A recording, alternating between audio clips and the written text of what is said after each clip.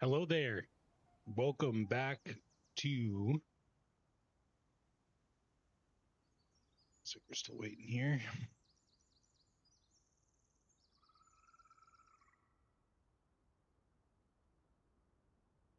Hello there. Welcome back to the new player guide to retail World of Warcraft. My name is Yogurt. I'm your host on this lengthy journey.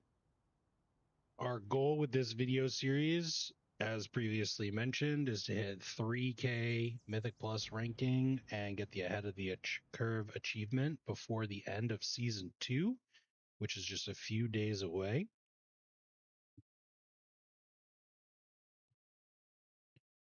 Last time we did time walking dungeons for the very last time to try and get a piece of heroic gear that we could catalyze into a piece of tier.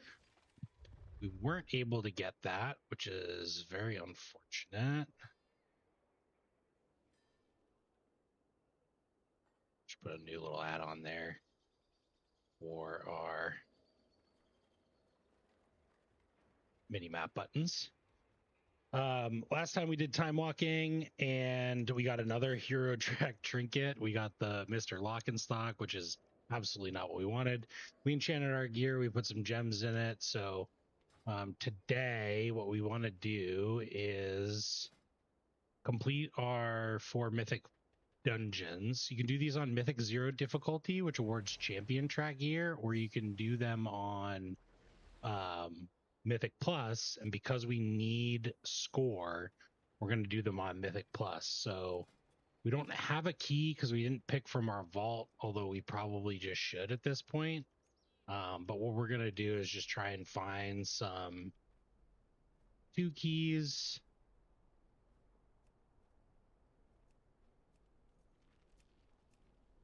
Just going to report some ads here.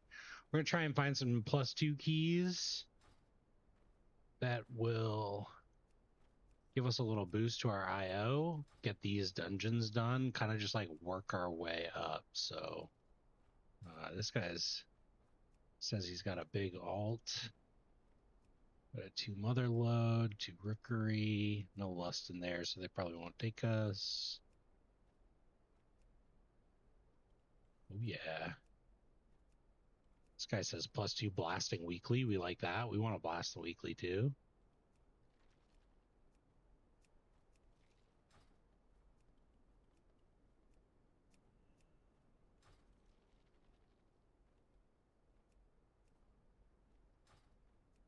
Probably a lot of people that are applying to these, so what we should probably do is pick one. Oh, that's a +12. Should probably pick one that just has a DPS player in it and go from there. I don't really want to do Theater of Pain. All right. Invited to the rookery. So we're going to do a +2 rookery with Mora, a druid. The rest of the group will form up here.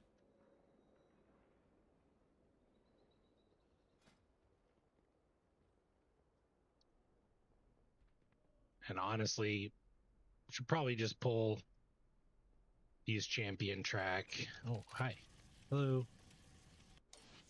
Should probably just pull these champion track shoulders, catalyze them, get it over and done with. But I'm being really stubborn about this for some reason.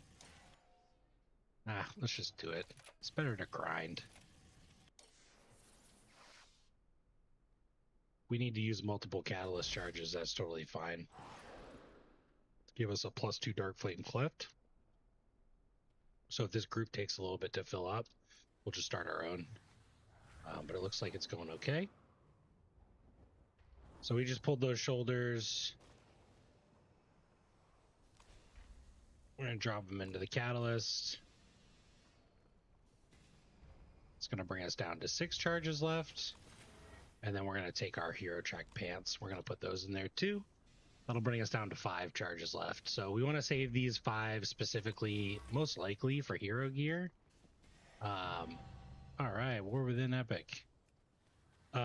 We probably want to save these for hero gear just because that's the most that we can get at this point in the season, because we're running out of of time. We're not going to get a vault. We're not going to be able to do a +10 key and pull a vault from that. That would have a piece of myth gear. I forgot where we're going. Oh, Rookery. So we already have hero track pants. We want, I think, everything except for like chest, or honestly, I think chest or pants were bad on the stats. Pants obviously have high crit, low mastery. So we're just at this point, we're gonna save. What we want to catalyze for sure is a hero track helmet and a hero track gloves.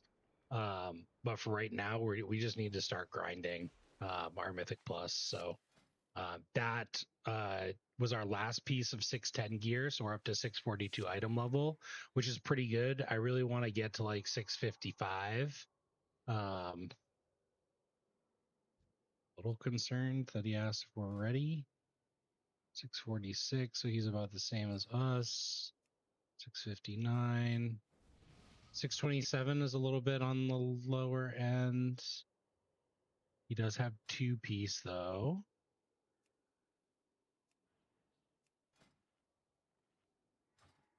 So we'll see. We'll see what happens. I forgot to buy potions. I really need to buy potions. I want to write that down. Buy potions.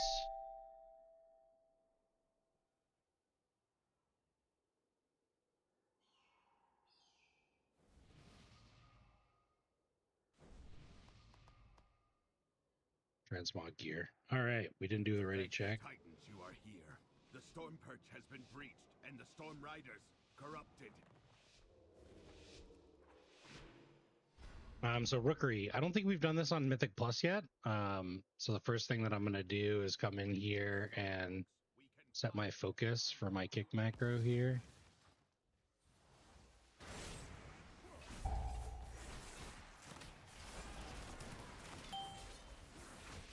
So a couple things have changed a little bit. On Mythic difficulty, this little fella here, Quartermaster, has a new frontal ability. So you can see that you want to dodge. Ranged can stand up on this little tent back here to avoid it, but sometimes I think it does cause it to bug out. So, oh, lost our tank.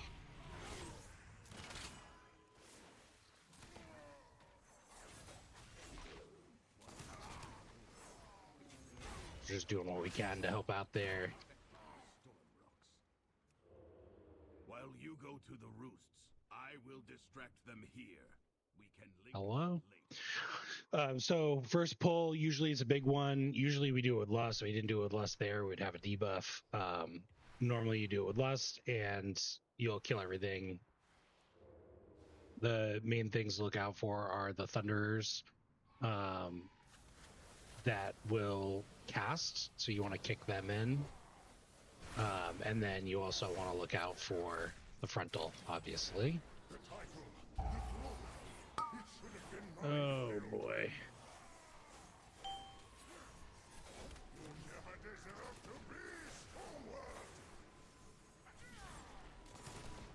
This, I don't know what it is. This is a fun dungeon about fun dungeon for Killing Spree.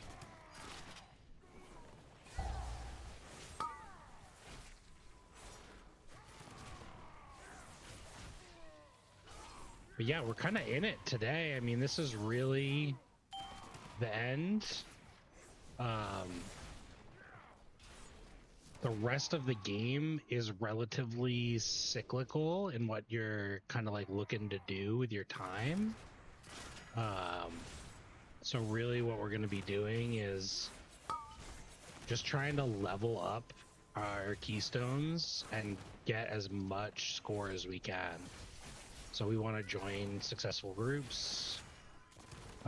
We want to help make those groups as successful as we can. And at the end of this dungeon is going to be a piece of champion gear. Our goal is to really just get it up to the +6s.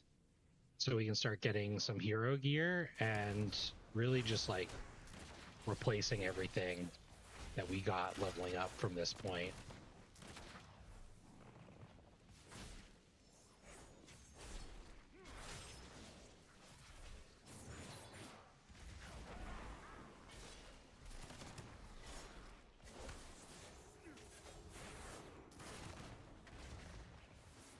So it's really just about getting comfortable with your class and your spec, and just like working the IO not leaderboards, but working your way up the IO chain, just by hitting all the low keys. That's going to give us a ton of score, and it's going to let us complete this quest, and then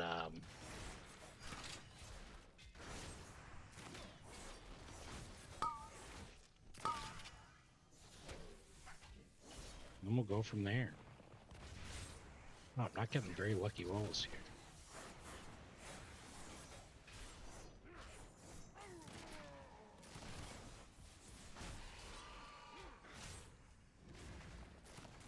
here. Ask and you shall receive. Oh, I'm in my single target build. Shoot. Okay, we gotta do that too. That's why we're not getting combo points when we Blade Flurry.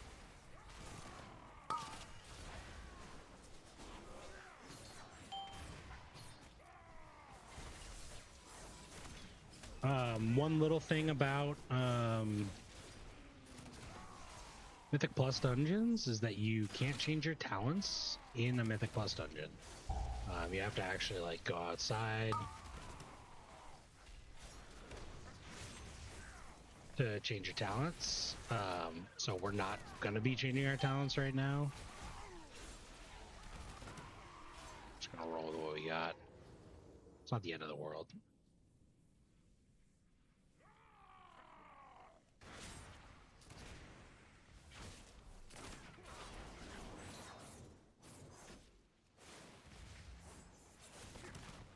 You'll probably notice a couple like minor changes to the UI. Primarily this icon up here on top of the nameplates. This is called Omni CD, and it just highlights when an NPC is under the effect of crowd control.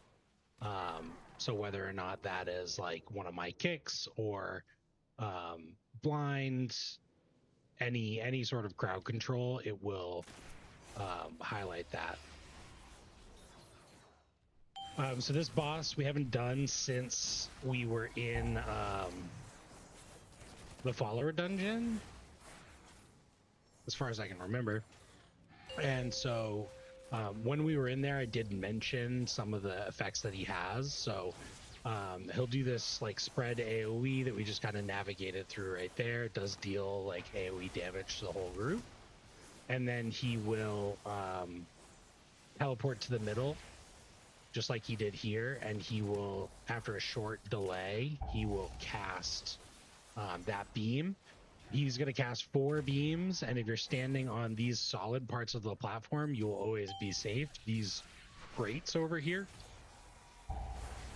those are never safe. That's where the beams will spawn. So avoid the grates and stay on the solid part of the platform. And then for the few folks that might be watching that are outlaw rogues, killing spree kind of stinks here, but I'm not gonna have to worry about it. This killing spree will change next time, so I want to get off that grate. Normally you do want to try and join your group. Like right now I'm a little far away from the healer, but the damage here isn't too bad.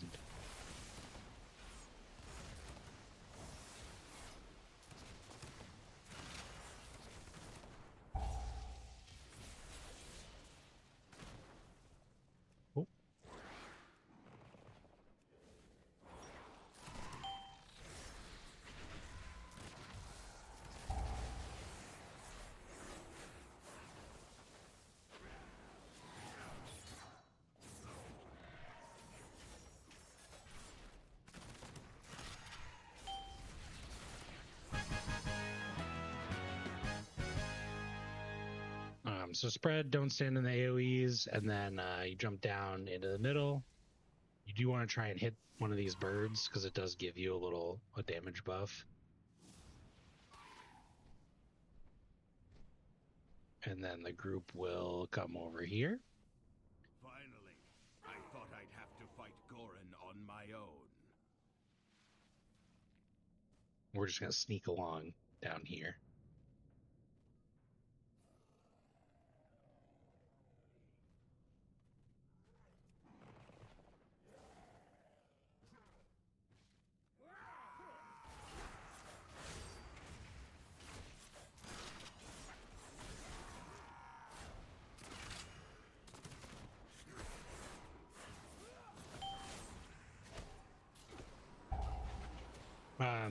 Trash mobs will get a little bit more in terms of abilities to work with.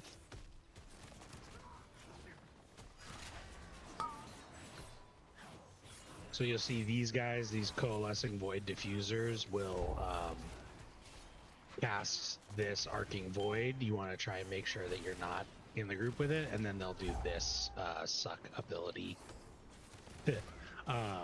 That'll pull people in. You don't want to be in there when that thing explodes. And then the crushers, they just leap out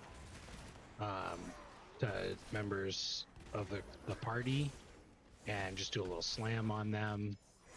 And then the oracles, which we already killed, the oracles are just casters. So you want to try and target the coalescing diffuser because they have the most health.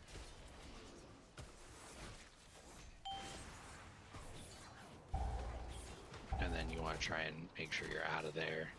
It can be a little bit annoying for melee characters.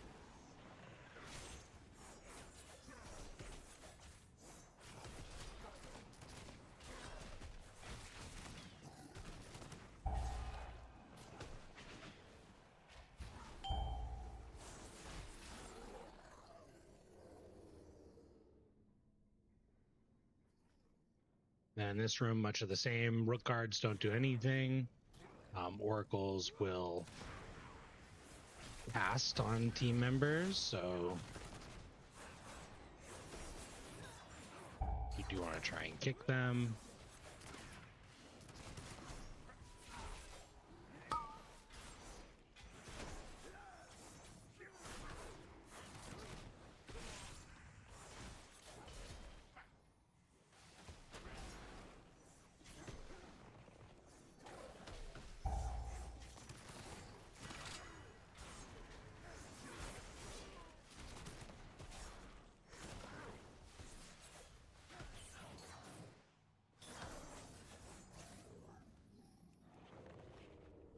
And then these diffusers, you have 2 of them in this last pack, so it's usually a good idea to try and kill one of them, sort of focus in on it.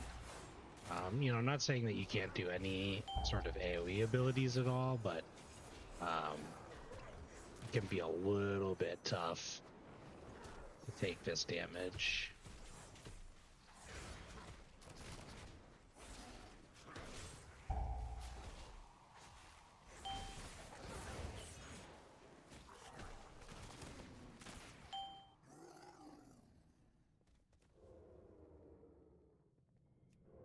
And we'll head into the boss room. Normally what folks will do here is they'll pull these little trash, these civilians, in with the rest of the group.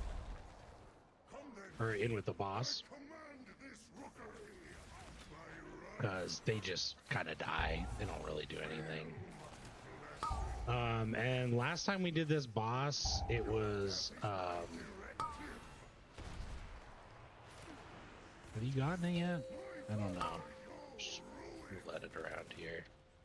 Last time we did this boss, he died pretty quick. Oh, that's bad.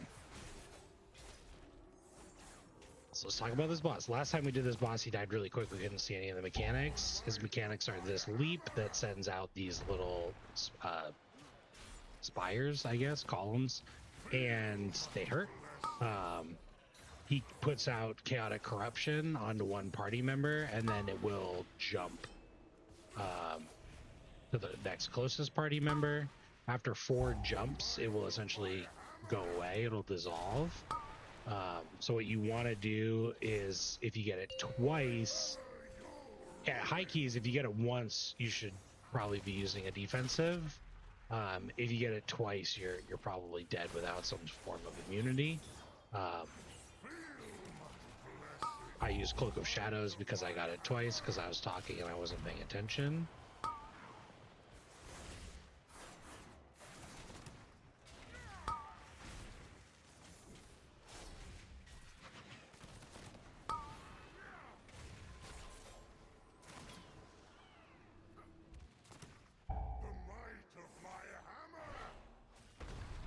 That's pretty much it. Then he does that little kind of like suck in move right here.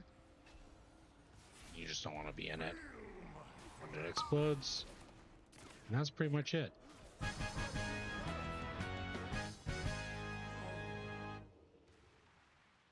These trash packs, 2 crushers, and a new trash mob, the Ascendant. The Ascendants will cast. You can kick the cast. And then they're going to put out a debuff. Here it goes. A debuff on the whole party. It's a heal absorb. And so if you can dispel it, you want to. And then they do this little AoE ability. So kick, dodge, dip, dive, and duck.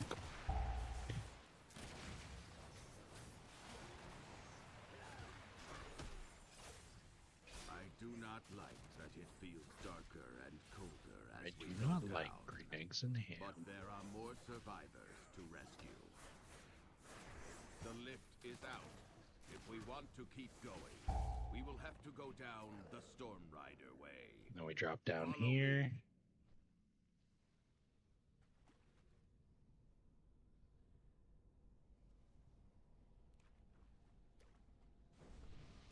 What is that? What did Gorin bring here? We have to take it down. Oh. These civilians down here, they do a, sort of like a corpse explosion type thing. So when they die, you don't want to stand in there.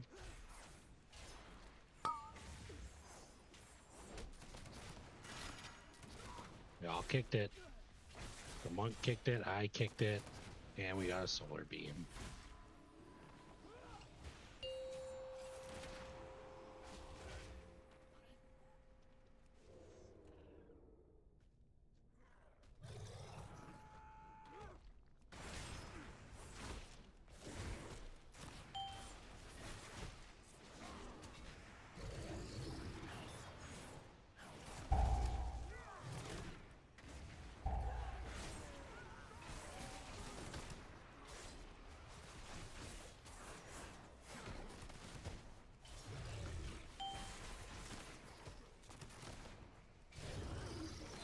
These consuming void stones, nothing too crazy. What they'll do right here is a channeled ability called Unleash Darkness.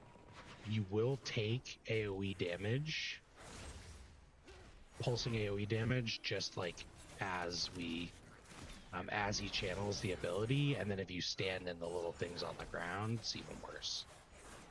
So try not to stand in the things on the ground.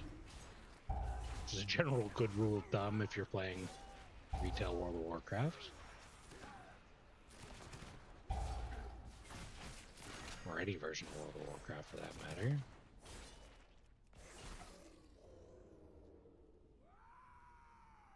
Then what we're doing here is we're just clearing our way to the boss platform.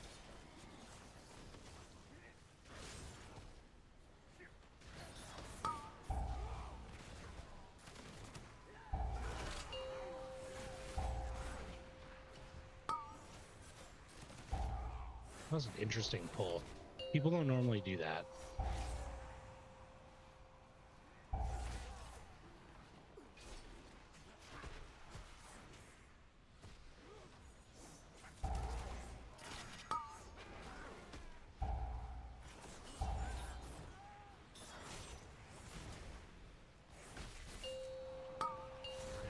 totally see why.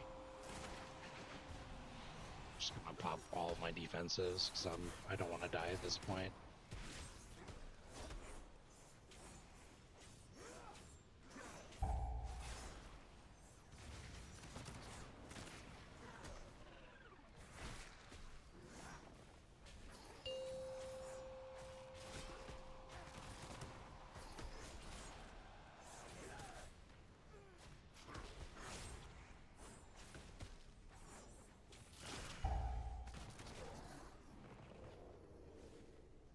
One thing you can do is just pull that group separately while cooldowns recharge, and then pull this one into the big giant here. Oh god, please don't pull two big giants.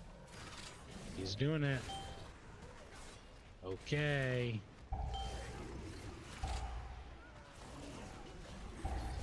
We're gonna die. Nearly positive that we will be dying here.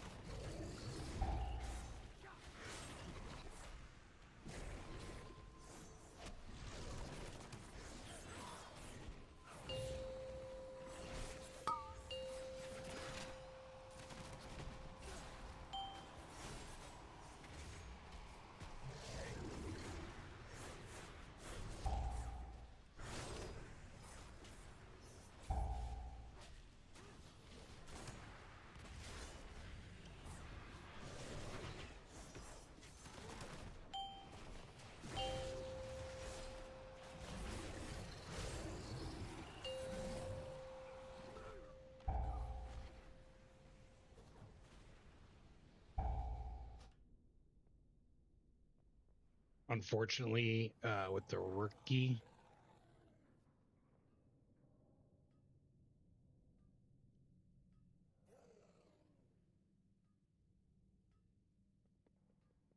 rookery,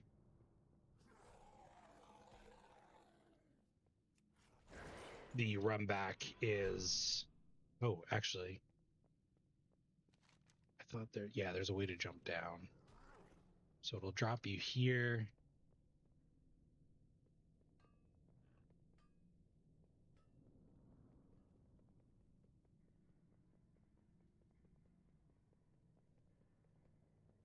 There's a you respawn here. You can run down the flight of stairs and drop down to this little platform. Should look pretty familiar. It's where we came from the other boss.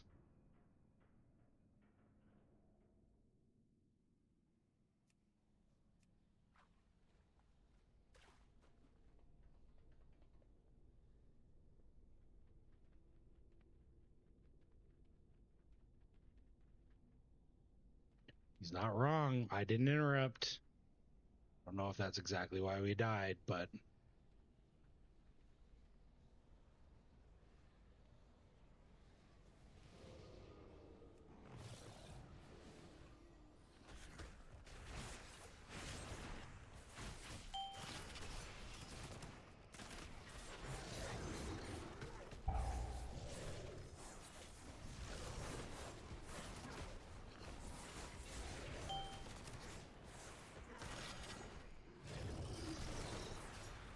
probably would have helped.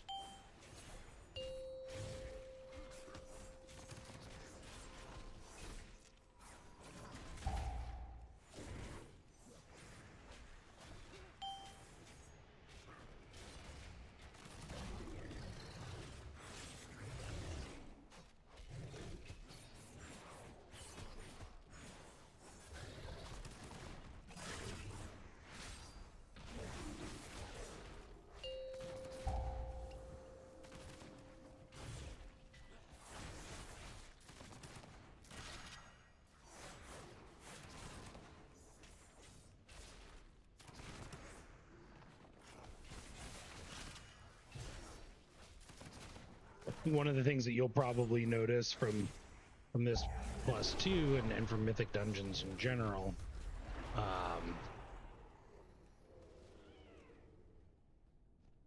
is that, you know, the timer does play a factor. So if you're getting into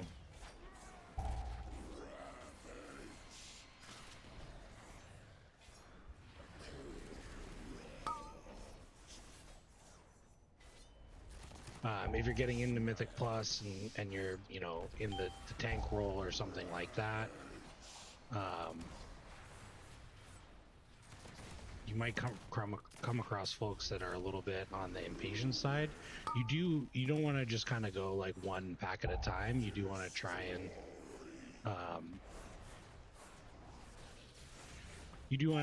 and move through at a good clip.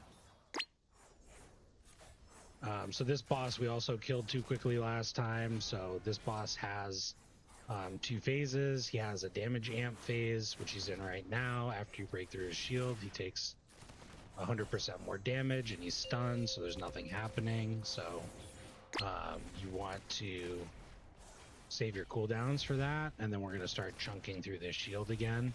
When he's in the shielded phase, that is when a couple things will happen. He'll put a debuff on 2 group members that the healer will have to take care of, and then he's going to put these little circles around folks, and there's going to be these pillars, and you want to break the pillars. Killing spree for this guy, it actually puts you in the center, so hopefully people haven't dropped puddles there. If they have, it's not too bad, especially at this key level. You also want to save your battle lust for that damage amp part of the fight as well. Oh, I didn't see that. Looks like we've got a mob. So we missed one.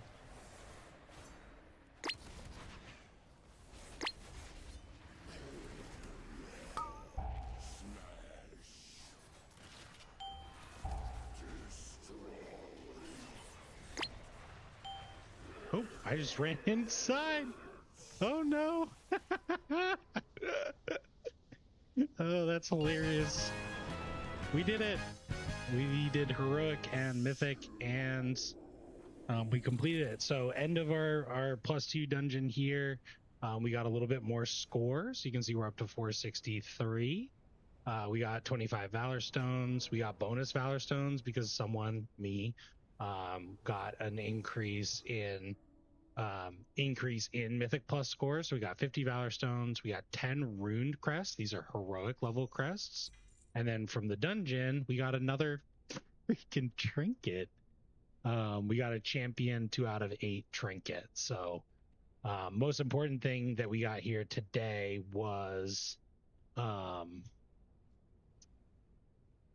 we increased our IO score, which is going to help. We're up to 463, so this is going to help us get into groups and build groups. And normally, if you're a mage, what you'll do is you'll drop a portal at the end. Doesn't look like that's going to be happening here, so we're going to Hearthstone out of here. Looks like they're flying. Mages, if you're a new mage watching this, you can train in teleport and portals. Good common practice is just drop a portal for your group after you're done to the major city. So now we're going to go in here and we're just going to list our +2 key. We have 1 out of 4 done on our dungeons. We did okay on our interrupts here. We could do a little bit better.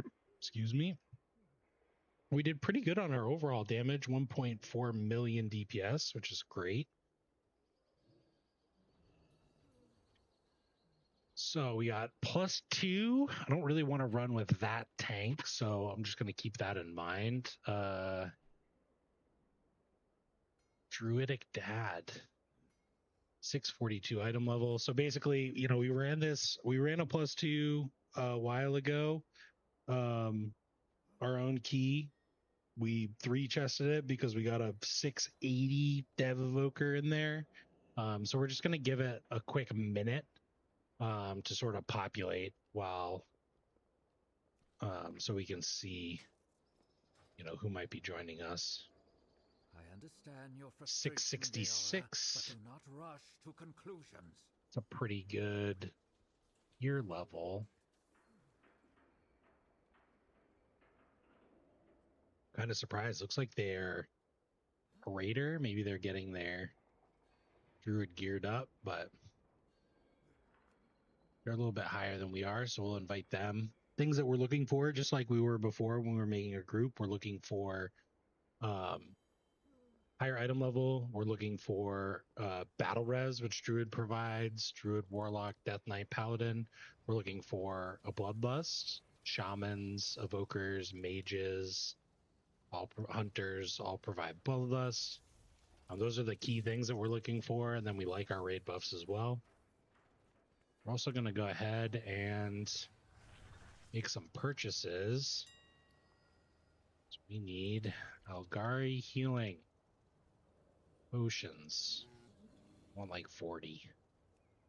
I just buy the rank 2s because we're on a budget. You can buy the rank 3s when you get a little bit higher. Looks like we got 638. Monk, tank, 657. Beastmaster Hunter. This is probably fine for a +2.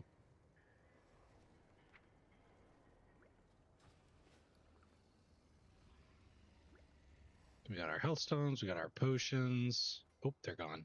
Shoot, I should have invited them.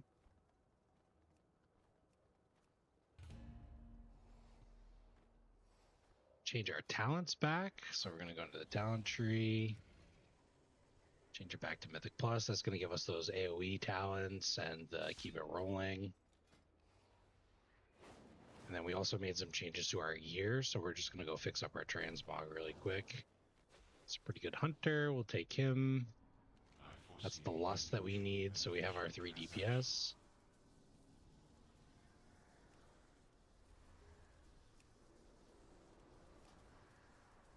Chessman.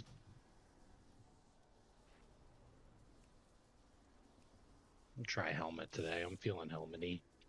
So now we're just looking for a tank and we're looking for a healer. This can be one of the longest waits just to find a decent one. He'll do for this +2. The nice thing about getting some pre-made groups in is that usually someone will take that role. He just changed his spec, so I'm not super sure why. Okay, change back. We're just going to take a quick look at him. 660. Cool. He's got all the stuff. He's fully champion geared. He's a PvPer. Algari plate combatant sabatons.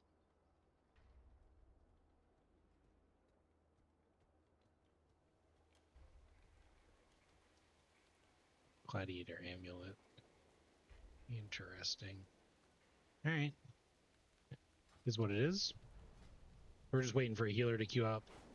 And then we'll go to Dark Flame Cleft.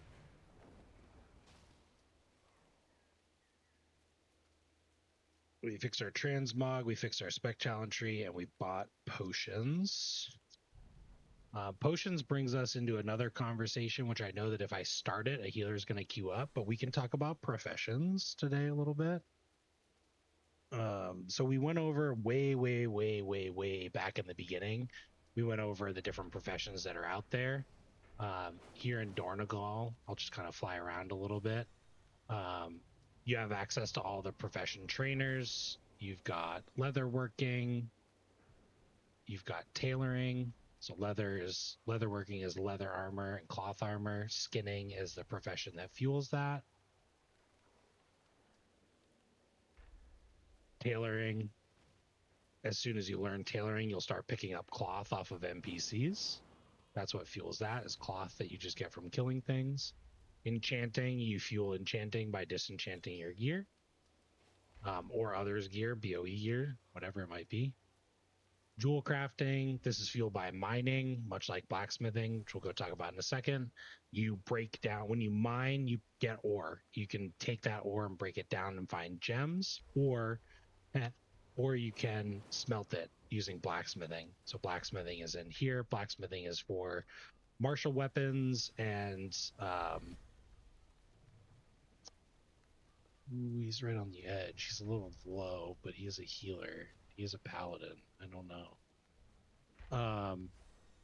Martial weapons, plate armor is for blacksmithing. Then we also have Inscription. Inscription has some unique things, like, oops, it'll have on-use item that you can use once per week that will give you more versatility in certain boss fights in the raid. It'll have caster weapons, so stabs, wands, offhands, or stabs and offhands. And then it'll also have like some profession knowledge equipment. We'll talk about profession knowledge. Alchemy, which is what we have. This is potion making. That's fueled by herbalism. And inscription is also fueled by herbalism. There's our guy. So we're going to head down to Dark Flame. Before we do that, we're going to turn in this quest to kill 4 bosses or complete raids, and we'll pick up the next one. Word on the street. Catch you on the flip side. Well, spit it out. Be careful out there. We're going to also double check our dungeon difficulty is set to Mythic. So we'll head down there. Like I mentioned, you have to actually go to the different dungeons or get summoned to the different dungeons. So Rookery, obviously that was our first one. Super close. Dark Flame Cleft is down in the Ringing Deeps, so we got to fly down there. The other professions, so you can only learn 2 professions at a time of the ones that I just listed. So I've chosen alchemy and I paired it with herbalism because I was hoping that I would be able to save some money. Like I just bought those potions. I could actually craft those potions, at least at rank 1. We'll talk about the ranks once we're done with this dungeon.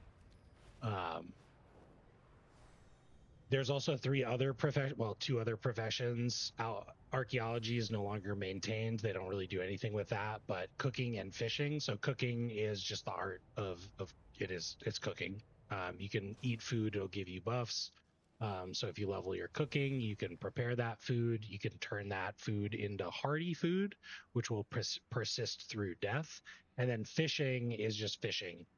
So in every body of water, you can throw in a fishing rod and pull out some fish, which you can sell on the auction house to cooks. So if you need to like grind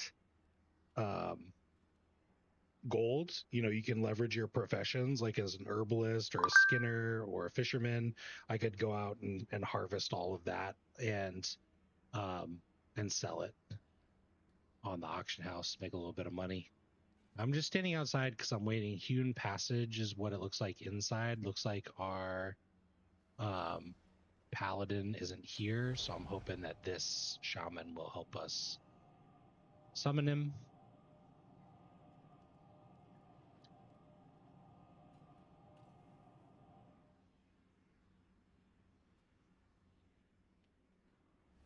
I'm slightly nervous about a PvPer coming in and doing this Mythic Plus dungeon, but hey, is what it is. I'm sure it'll do fine. It's a +2.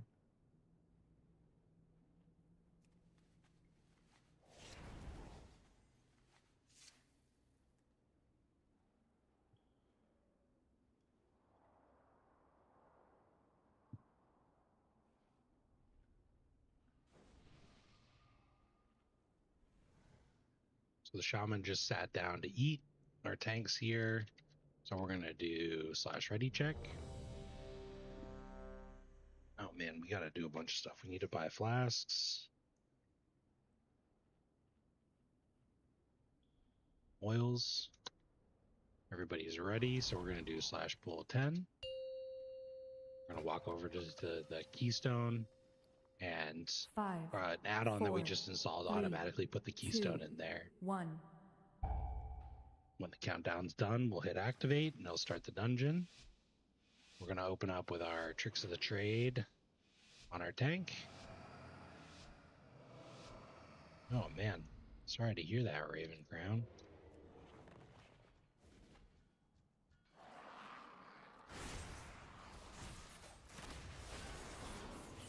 We could do that.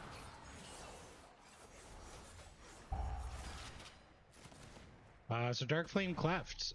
We didn't do this. We did a tangential scenario. Oops, I was supposed to keep it rolling, not reroll.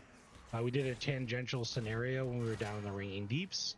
You start off in this room here. Normally what folks will do is they'll pull even the little laborers to get trash percentage.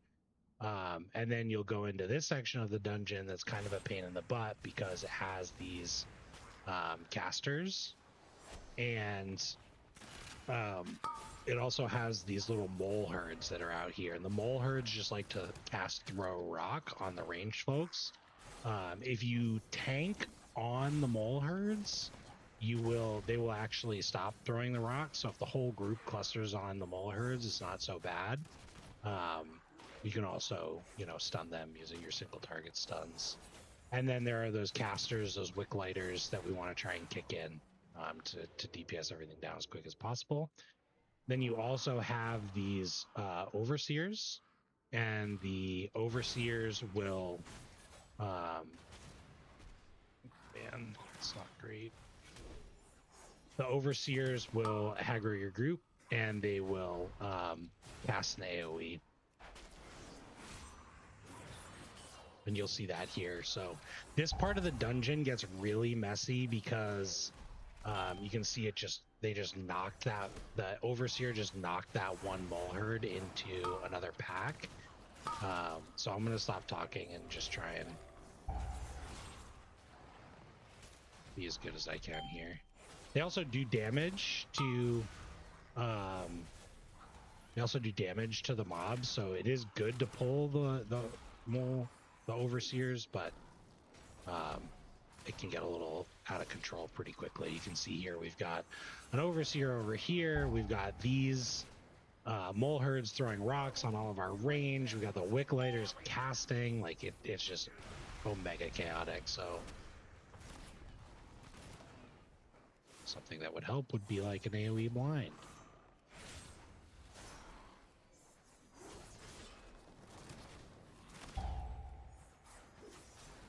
Now, if you're really, really good, especially as a tank, you can position those overseers to knock them in a good direction or forward through the dungeon, whatever it might be. So we're coming up on the first boss here. Waxbeard. Waxbeard, his arena is on these tracks. He does a couple different abilities. He also has ads. You don't really need to focus on the ads too much. You can passively cleave them down. But the way that Waxbeard works is he summons these mine carts. They'll knock the ads around, deal damage to them, and then he'll summon an explosive mine cart filled with dynamite that you need to damage before it blows up. There. As a tank, you want to tank them, tank the boss near the minecart, and then he's going to do this reckless charge ability. You want to try and point him towards one of the pillars to keep him from charging. It has infinite range, so you want to keep him from charging all the way off into the yonder. So a pillar is good. When he hits the pillar, he'll knock down some of the ceiling onto the floor, and it'll basically one-shot any remaining laborers. So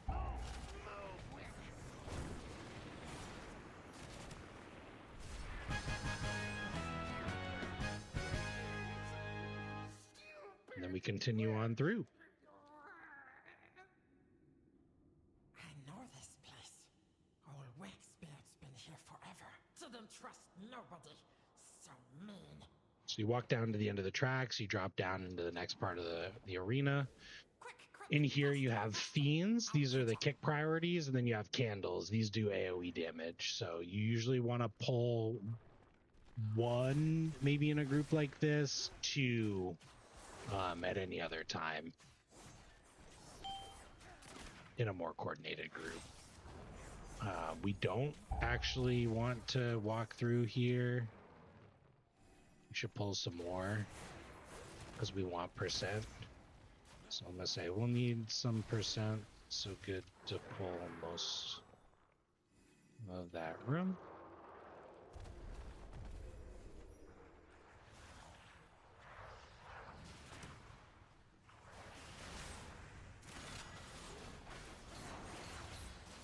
So here we have a bunch of the different fiends. They do an AoE. So alongside the candle guy, we want to make sure that we're kicking and interrupting, and you only need to pull, you know, you can leave a couple up so that you can kick appropriately.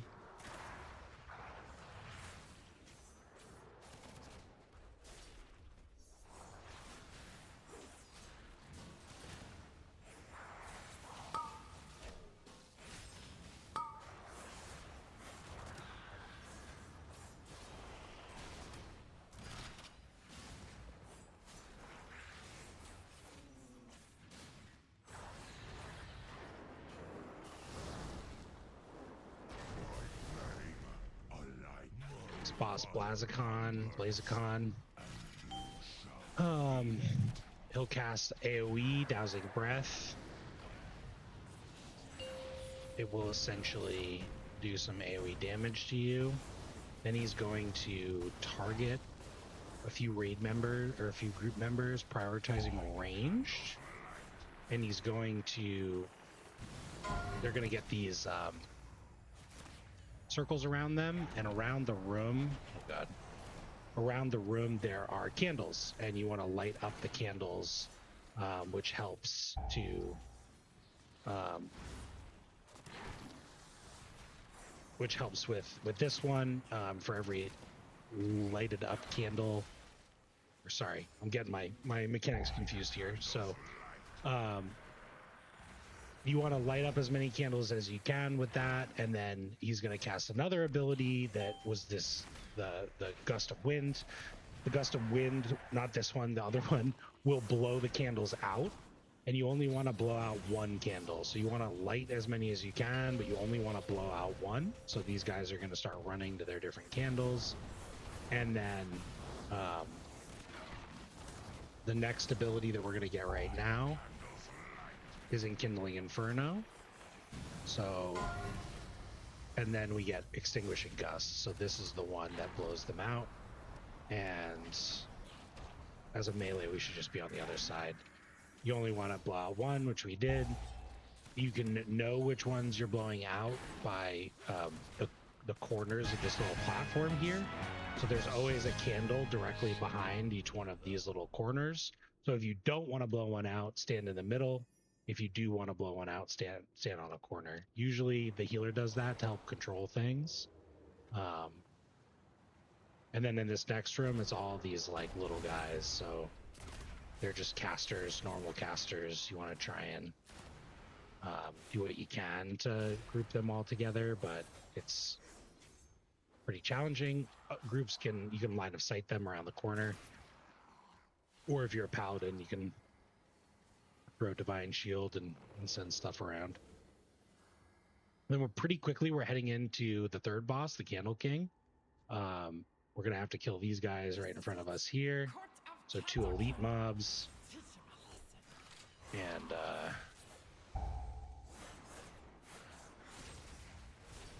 oh boy.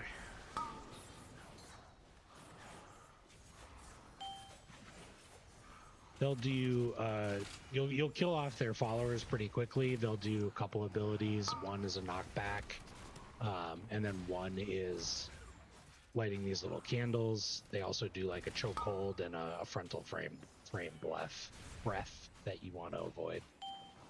So interrupt. So it's now, I think I can vanish that. That's what I just did there. So he targeted me with the headlock.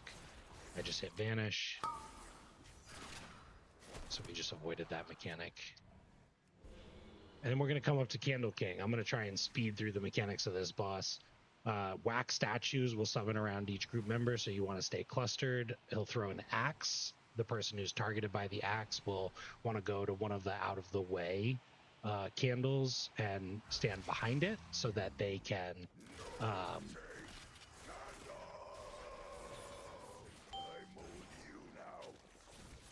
so here's the wax statues. There's also a kick mechanic, and the tank can't kick it every time. There's the axe, so you stand behind a statue. I would normally pick one that's a little more further out of the way, because then we're gonna get these little circles around us.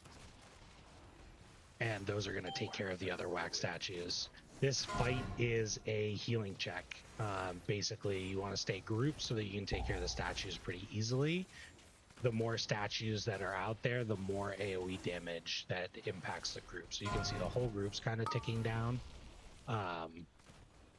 You know, it's really not too bad at this difficulty, but the longer the fight keeps going, the more damage it is.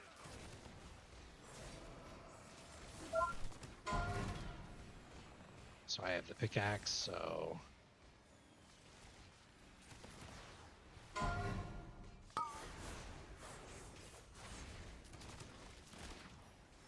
and then a little bit of area denial with the wax on the floor here. Wax and ruin.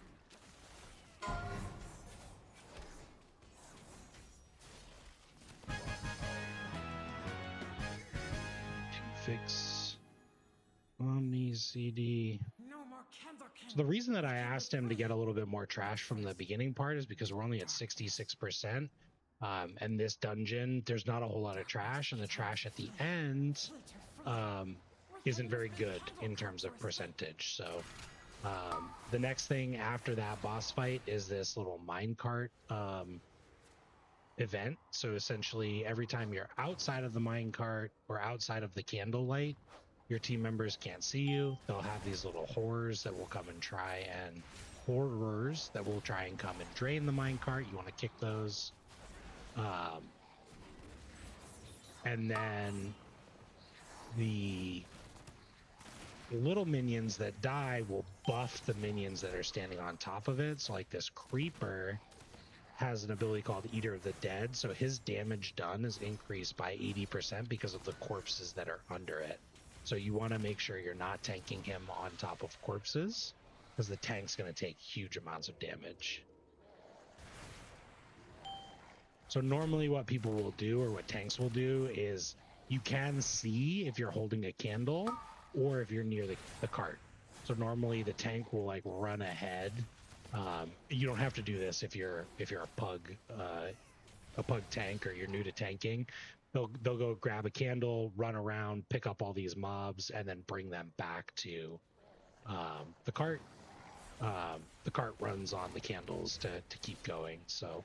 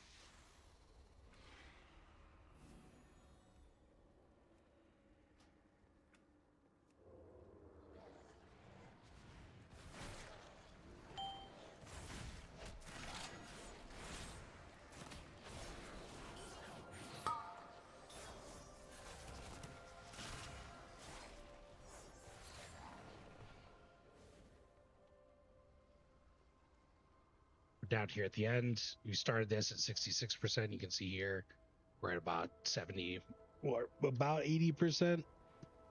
At the end, you'll be near this pile of dynamite. You pick up a pile of dynamite. Everybody in the group needs to pick it up. You'll all jump in the cart, and then the darkness will start chasing after you. The darkness is the final boss here, so the group wants to throw dynamite at it while it chases you down this hallway. EBM has a nice, fun little chart that tracks the hits, who's actively throwing.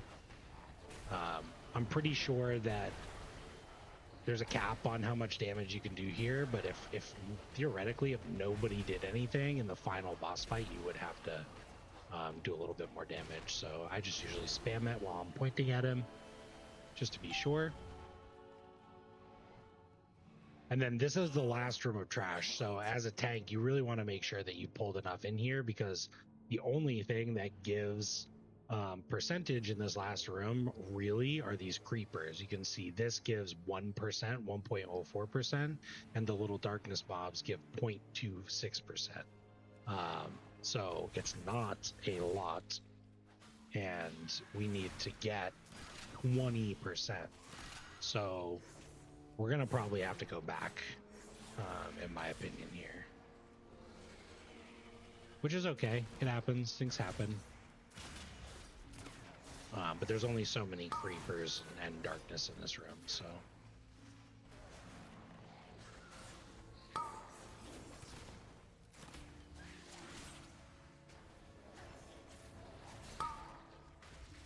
Well, it looks like he just wants to do the boss, which is fine. One of the things that, you know, you can do is you can teleport back, or you can run back and find some stuff. So we'll take care of this boss and then we'll go get it. So this boss, this is the darkness. It has this candle mechanic. If you get close to the candle, you can pick it up. I usually like to just like run in a little bit and drop it in the middle of the room. You have to do the fight, obviously, in the candlelight here. So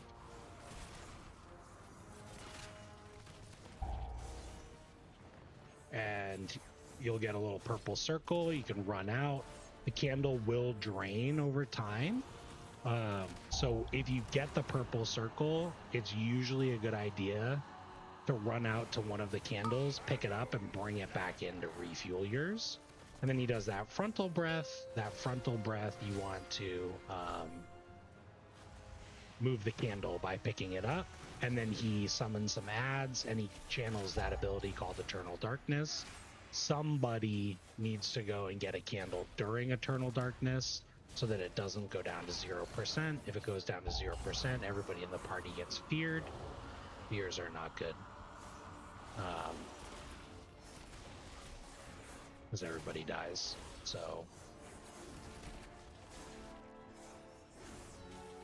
it can be a little tough, particularly for a new healer, to go and pick up one during the AoE, because everybody is taking damage. So if you're a ranged DPS player, preferably, like it looks like this guy's going out there right now, maybe not intentionally. If you're a ranged DPS player, you can go out and grab one. And then we need some trash percent, so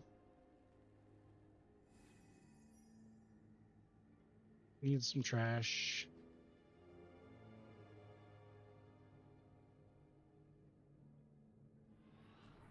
Thankfully, it does bring you back kind of to where we started the dungeon. So down here is that same pull that we did. We just didn't kill these candles or anything.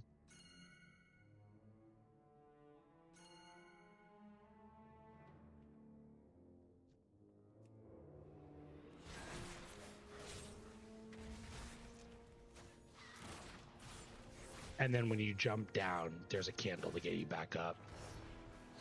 Creepers are low percent. We can drop down.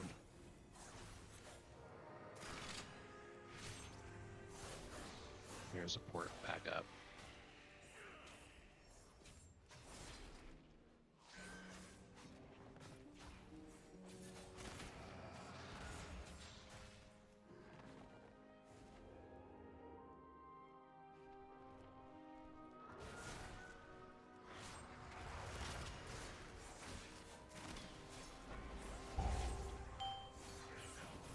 Ooh, that could be scary. Yeah, we got stunned.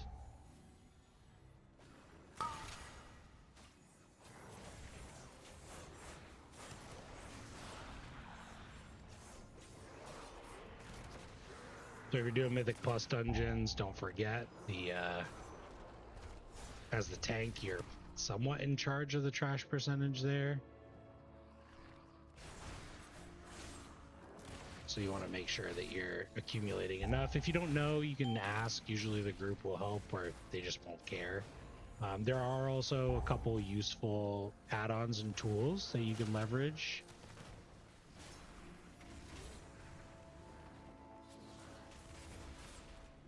Like method dungeon tools, or mythic dungeon tools as it's called now. Well done. There we go, +2'd it. And then I'll show them. There's a little candle over here. That'll pop us back up top.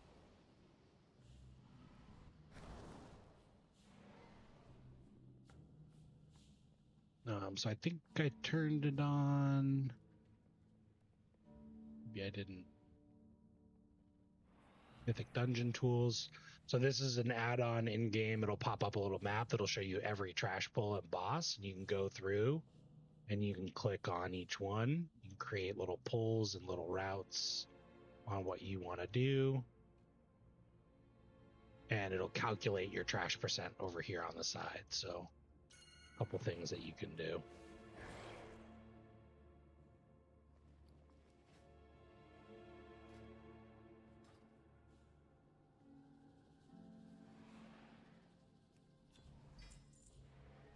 This guy got a champ trinket. And this guy got some champ legs. We don't need any of those. So we're just going to hearth out of the dungeon. 2 out of 4 done.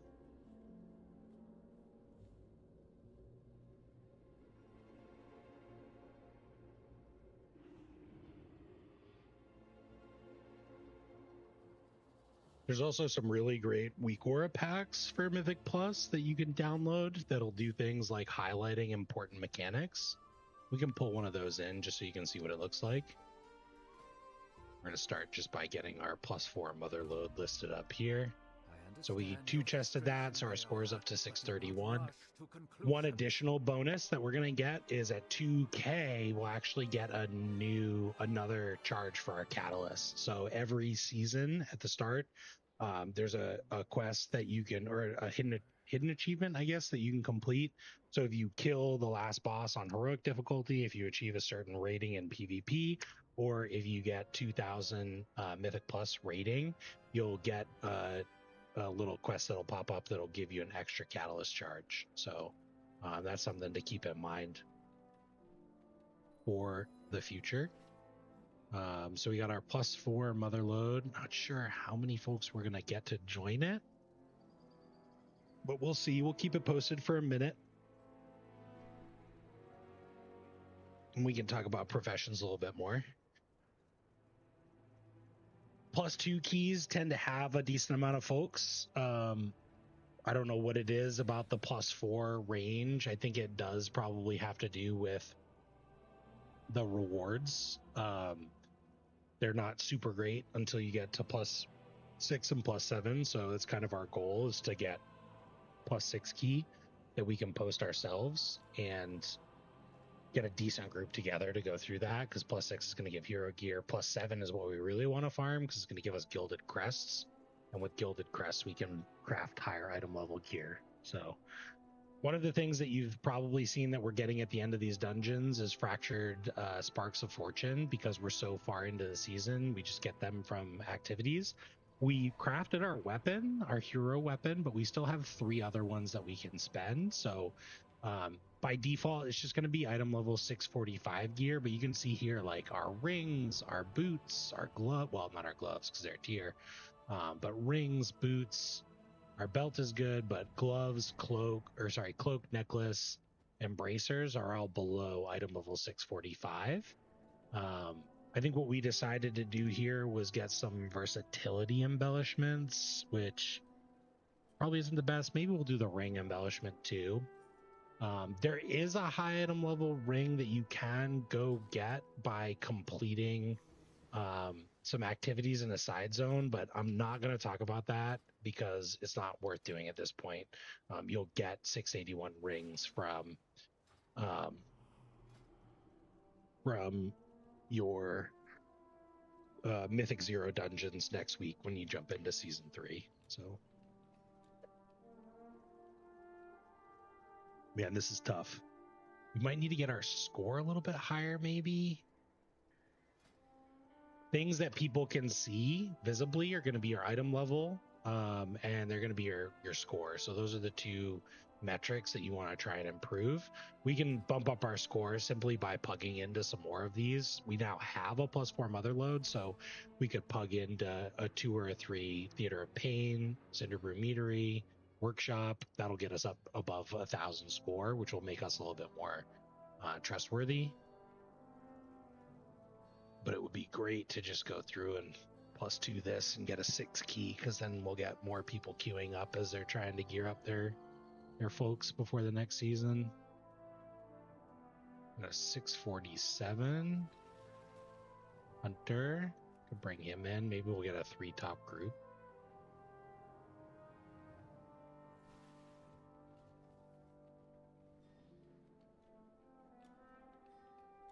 And then we're going to take a look. So rings are definitely an area that we want to craft something in. The cloak, we are actually going to replace at the start of the new season. You'll get an artifact cloak. So I'm not super concerned with crafting one. We're kind of going for like an efficiency or a time thing. I don't really want to craft anything until I get 2 more mythic dungeons completed. We've got another hunter. Do we bring 2 hunters and me? I don't know what they want in Motherlode.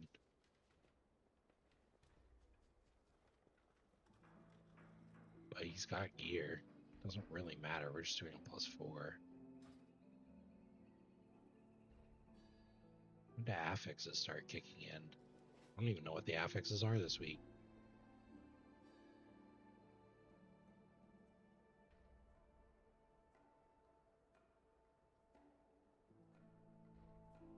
I kind of want to save this spot for a group to queue up.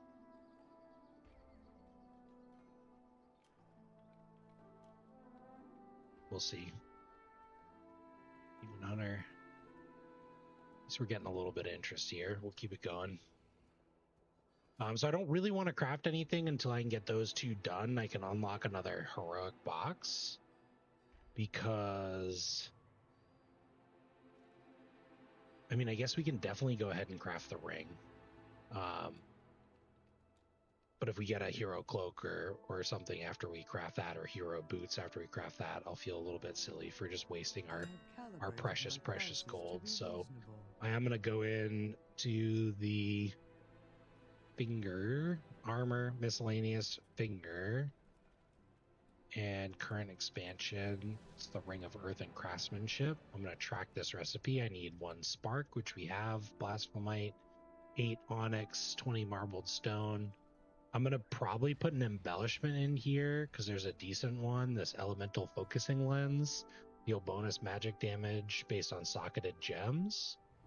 And then I don't have any enchanted crests, but I do have, I can make it a haste first ring. So I just tracked that recipe, and then using the auctionator add-on just like last time, I can go and pick up 1 blasphemite, onyx, marbled stone. Come back. I should have known.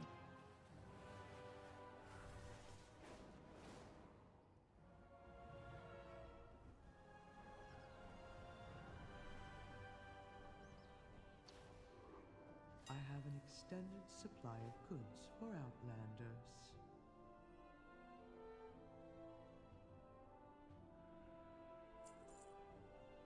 And then I also want the focusing lens. My embellishment. Return and peruse my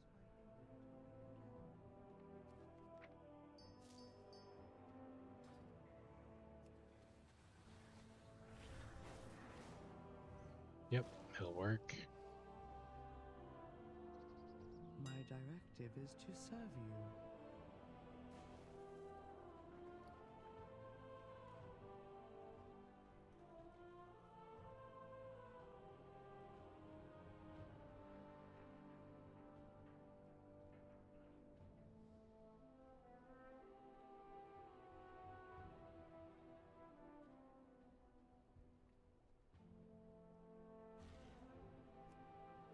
It's 45. 645. Bring over the craftsmanship. Should get a bunch of messages right away. Tip as you want, send my way. Copy character name. Where's 5? 1,000 gold because we're running out of money. Place order. Now with gear, one thing I didn't mention last time is you can recraft this gear. So I'll show you what that looks like. So if I go under place order and start recrafting order, it'll show you all of your crafted gear here. This is our profession equipment, but this is our Everforged mace. So we started with a heroic mace. And if we gather enough materials, we can upgrade that to a mythic mace. So if we get a gilded runed undermine crest plus the gilded augmentation matrix for 90 gilded crest, we can actually add in 20 artisans acuity, which is a material that you gain from doing professions, 5 sanctified alloy and 1 ironclaw alloy, so not the full requirement again, and that'll upgrade it to item level 681. So that's definitely what we want to do down the line with both our ring and our weapon. But because we really want to just try and get some gains right now, and we have such poor rings, we're going to drop a 645 ring. We're going to get that put together. And then because this is a forever ring, we're going to try and see if we can enchant it and socket it. So the way that this embellishment works is based off of your gems. So your damaging spells and abilities have a chance to deal 100,000 damage to your target. The magic school is chosen based on your selection of socketed Khazalgar gems. I have calibrated my prices to be reasonable. I would love to put a blasphemite in our items, so I guess I will. I'll probably put the blasphemite in. I'm just going to buy a rank 2 just because I really can't afford the higher level ranks. I'm going to put a blasphemite in our disc belt, and I'm going to pick up a jeweler's setting. Crafted rings come with 1 socket. Adding a jeweler's setting will give it 2 sockets. And then I'm going to go into the gems and current expansion. Multiple stats. Haste and verse is what we're looking for. So I have 2 sockets. I want to get the most I can out of this blasphemite. So what I want to do is take the emerald, which is high haste. I'm going to get a versatile emerald, and I am going to buy it at rank 3. And I want to get a quick sapphire. It's going to be haste and verse opposing stats. Man, that was expensive. And then under item enhancements for finger, I could go ahead and buy radiant haste. God, that's expensive. We'll just do it. And then while we're here, one consumable that I haven't talked about are flasks. So I'm just going to buy 3 flasks of tempered swiftness. There are flasks for every stat. So I want haste, so I'm buying tempered swiftness. There's also flasks for other things, like a flask of alchemical chaos gives you increase a random secondary stat at the cost of other secondary stats. These effects are randomized again every 30 seconds. I usually just like the flat haste ones. So I grabbed those. Still not getting any interested bites in our +4 key, which is unfortunate. We're really hitting our first roadblock. If you find this disheartening, don't. This is the last week in the season, so there are not many people that are running these dungeons. Starting next week, there will be millions of people running these dungeons, or at least hundreds of thousands. So you'll be able to quite easily, everybody's slate is going to go black to blank, and they are going to they're gonna have to start grinding from the get-go. So we lost Kaladin, so I think what we might do is try and pug into some of these other ones and revisit this. So you know what I'm gonna do, because a 4 was such a hard time to fill. Maybe I could find somebody else's 4. Not really. We're going to adjust the filters a little bit. So we don't need Dark Flame Cleft or Priory or Rookery. So we're just going to take the 3 off the top here. We did do a Floodgate, but it was failed. But we did get some score for it. So I'm going to take Floodgate off too. And we're just going to look at what we have here. This is a +5. Just roll the dice on that one, see if they let us in. And then not much going on here, so we'll do Mechagon. We'll get our Theater of Pain done. Just apply to all these. All right, +2 Workshop. So we'll hang out in this one for a little bit. While we were doing that, we put the sockets on our ring. We're enchanting it with the big enchant. We have our flasks here that we'll drink when we're in the dungeon.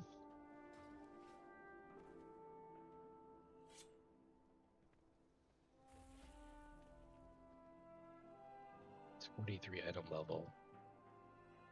What can we do to increase this? We can do our delves and get some gear from weekly boxes. We could take our undercoin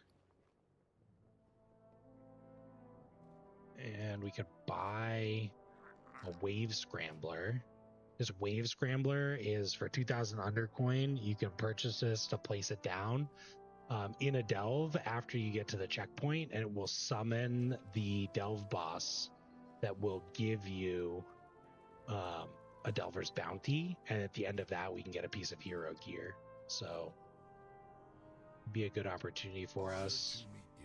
So I'm going to take a look with the crest that we do have. Is there anything that we can upgrade? We want to upgrade our weapon as much as possible. So it does look like we can spend a bunch of money to upgrade our weapon, and then a bunch of carved crest and rune crest to upgrade our weapon. We'll never have to upgrade it again, so we're going to go ahead and do that. That's going to be a big one for us. Stay vigilant. That slot is essentially best in slot for us right now. So we're really just waiting until we build up enough gilded crests. That gave us another item level, which would be good. And this party is filling a little bit faster than the other one. Which had a tank join. So Workshop. For Workshop, this is one of the older dungeons. So we're going to go down here on the map. It's right above the Great Vault. It's the portal to the Timeways. And we'll jump in here.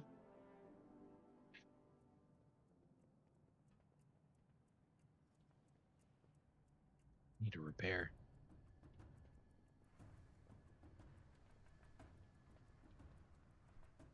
I can't remember what it was. Motherlode or Workshop. I don't remember. I think it was Workshop.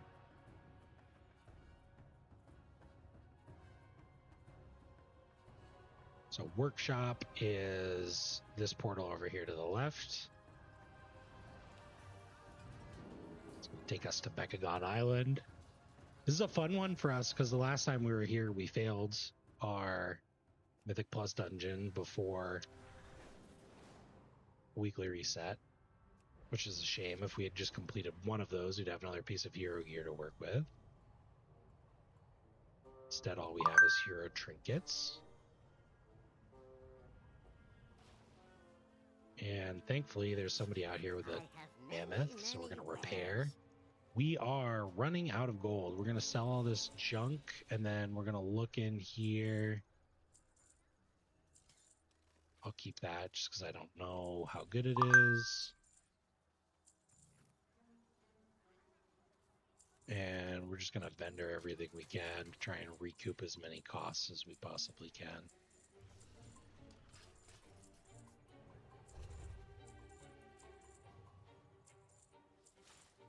Okay, not too bad. Got a little bit. May your feet find Got a little bit of money. Somebody asked for a summon, right? Ookster. Oh, he's here. Cool.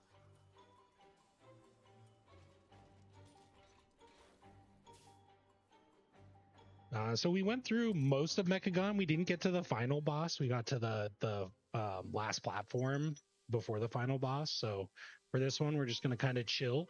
I'm not going to go through and explain. Well, maybe I'll do just a brief digest of each of the bosses as we get up to them.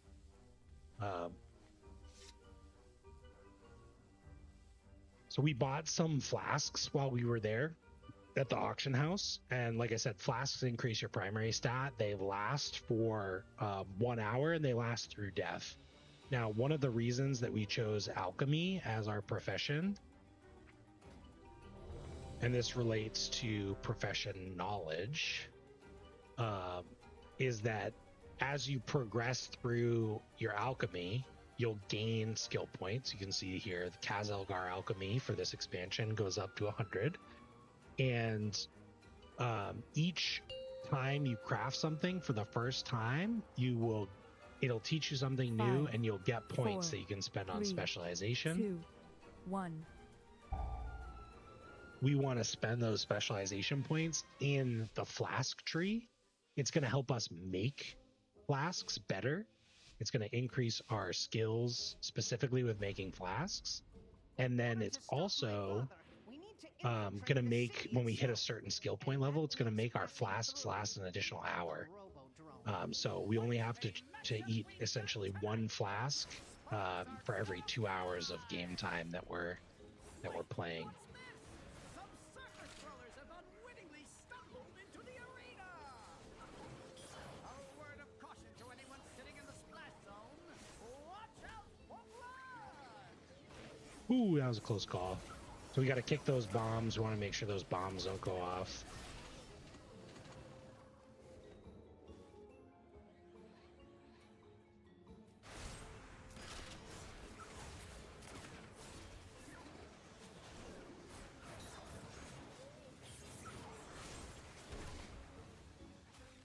Oop, there goes one.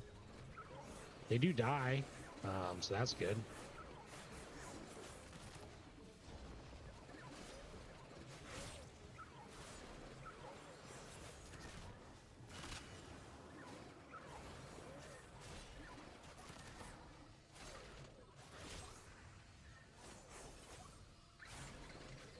Now this is a statistical anomaly. Our visitor So just a quick refresher. 2 bosses. This one charges you. This one does AoE slams into the ground. If you're the tank, eventually he'll plate up and you need to bring him over to a hammer to slam it off. You want to angle the charge away from you, and then bombs will spawn on the range players.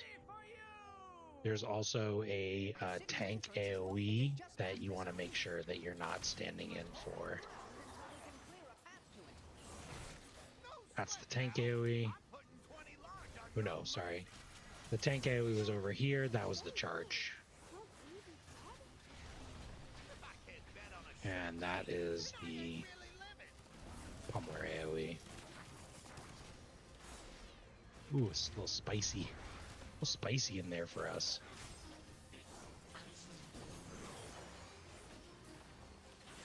We want to make sure that we are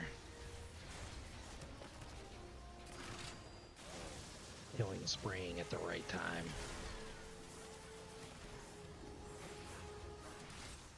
And we want to try and kill these at roughly the same time.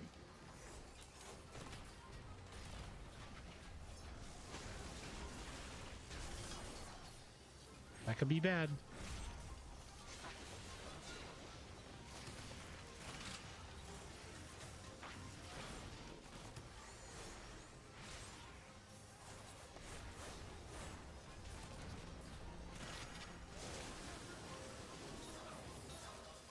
That could be bad too.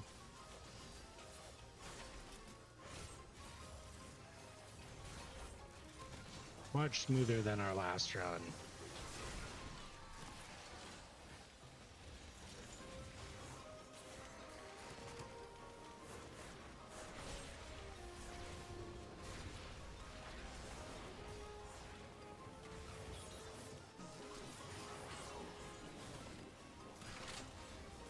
So you can see here the big robot's dead and he's just pulsing electric damage.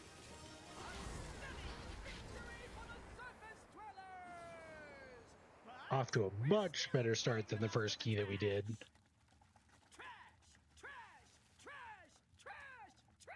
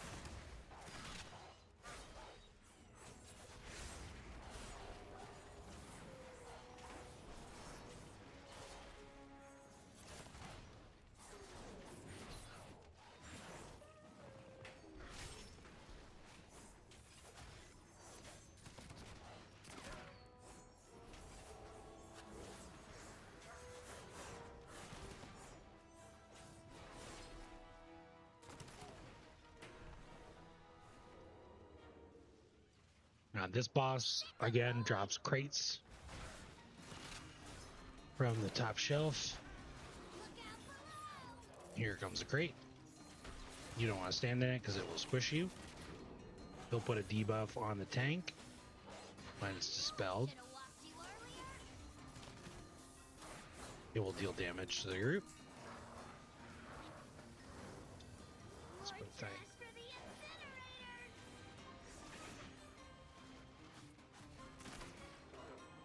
He dispelled both stacks,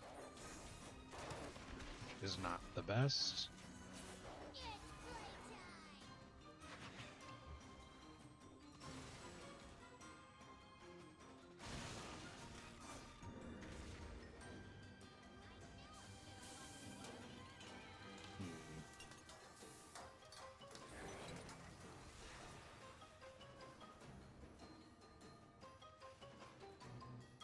I thought he would reset, but I guess not.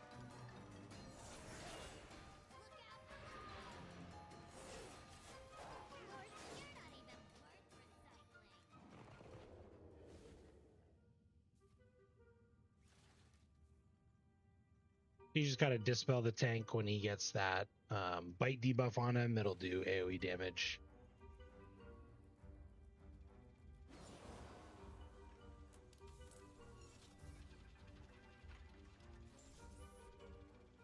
To the group, and then you hide behind your box, and then he does the charge.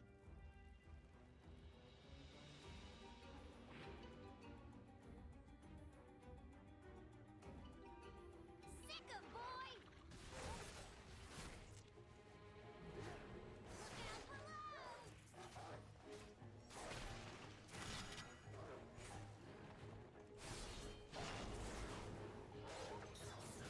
I knew I should have walked you earlier!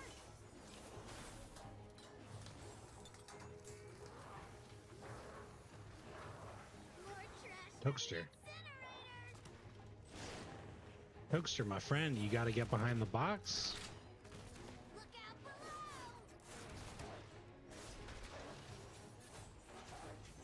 It's playtime!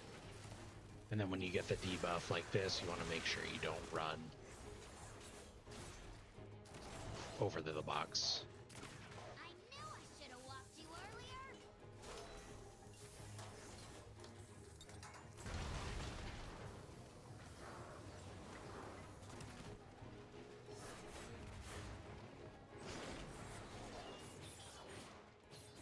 Look out below!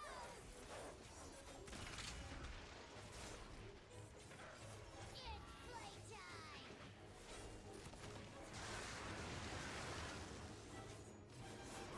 As a tank, one of the small things that you can do, like I mentioned last time, Knew I should so you can tank them kind of somewhat close to the box so that melee like myself can just milk a little bit more damage.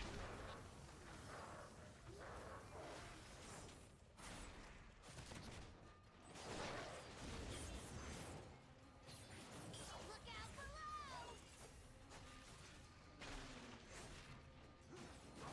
It's playtime!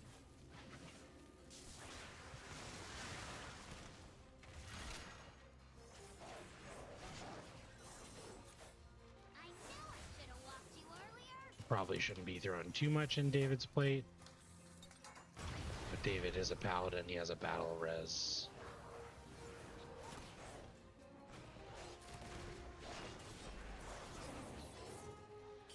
That's okay.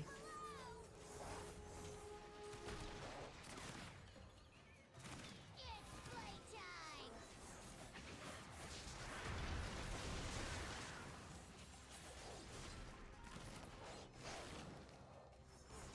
I knew I should have walked you earlier!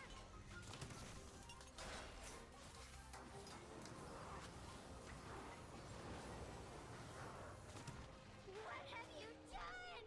You monsters! It'll take me weeks to rebuild him!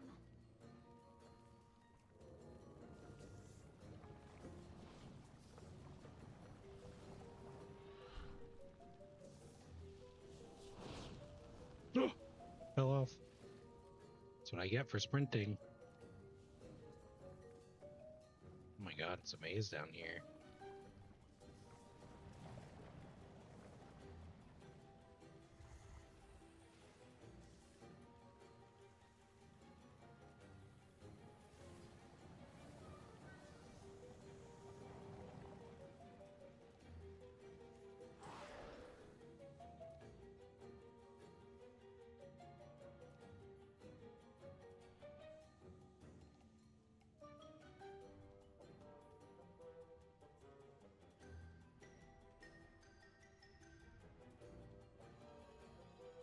Just gonna move this down here. Attention, citizens!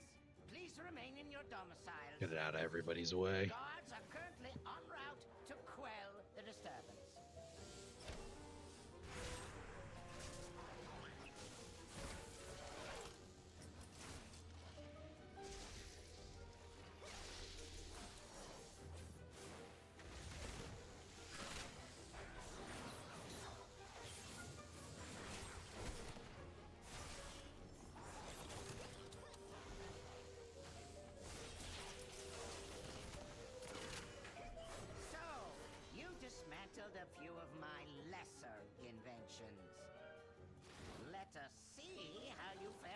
something more advanced.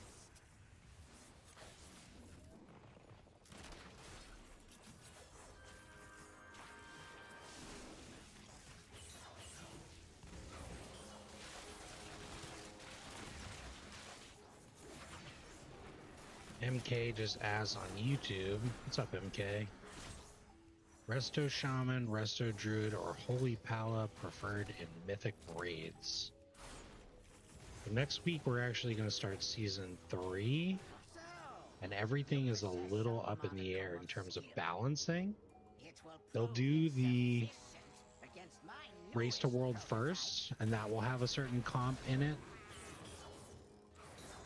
I'd say that in raids, some of the more popular healers have been Discipline Priests and Mistweaver. But from Resto Shaman, Resto Druid, or Holy Paladin, each one of those brings a raid buff. And it really depends on the strength of the other specializations into whether or not it's in Mythic raiding. So for example, Resto Druid, its throughput isn't the best in raids. It's really, really tuned well for Mythic Plus dungeons for Season 3. However, the other Druid specs are also not performing super well. So you might have some luck with Resto Druid. I think that Resto Shaman is strong in both. It's also great if you're a newer healer, because it doesn't rely on some of like the ramp styles of healing that you'll see from like Discipline Priest or from Resto Druid. So for Resto Druid, if you're good at like thinking ahead and knowing when the damage is coming, you'll perform really well on that one. Resto Shaman, it isn't reactive, you still need to plan, but Resto Shaman is very much like click and heal. And then Holy Paladin, obviously very different from the other two. It's a melee healer. It has like a combo point system called Holy Power. Honestly, you could see the likely guarantee is to see some sort of healing priest and some sort of healing monk in the Race to World first, but I think healer balance is really up in the air right now. If it was me, I would probably pick Resto Shaman if I was new to healing, and if I was a veteran at healing, I would pick probably Resto Druid.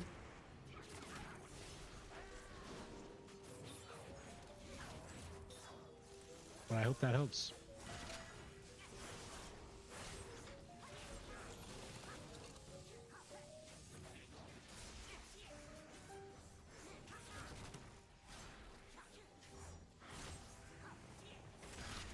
One of the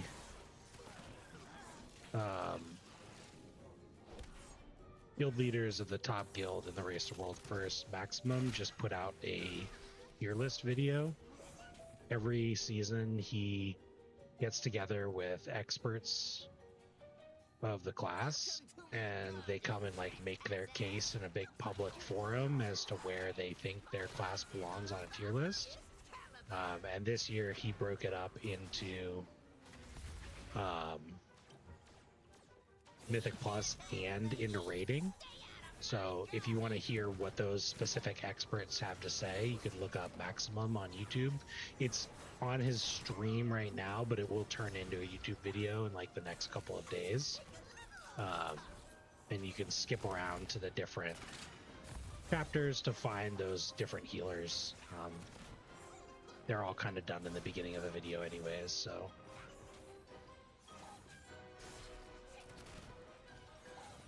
Yeah, H-Pala required for tank healing. Definitely like a classic thing for sure. Or not necessarily just a classic thing, but in retail WoW as it stands right now, it's kind of like gone a little bit away from that. The tanks themselves are pretty self-sustainable.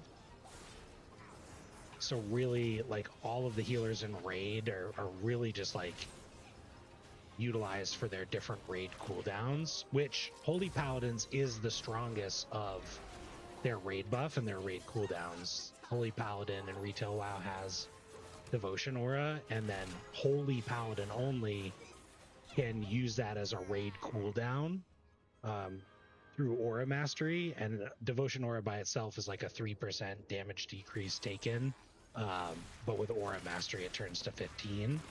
So Holy Paladin is like the strongest of the raid buffs, but it's not necessarily, and it is still single target focused, but it's not necessarily like it was where you're really just going to focus in on healing the tanks.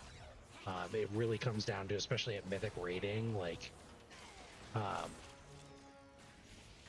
all of the healers spreading their cooldowns out at the appropriate time to have the biggest impact. And if you join a guild, there'll be a healing officer or someone that's in charge of the healing note that will organize that to make sure that everything's being popped at the right time. My misguided son returns. It's actually funny too when like thinking of like single target healing, like in a 5-man dungeon group, everyone seems to be saying on the PTR for season 3 that Resto Druid can top characters up very, very quickly. So it's not necessarily like tank healing esque, but very quick to heal.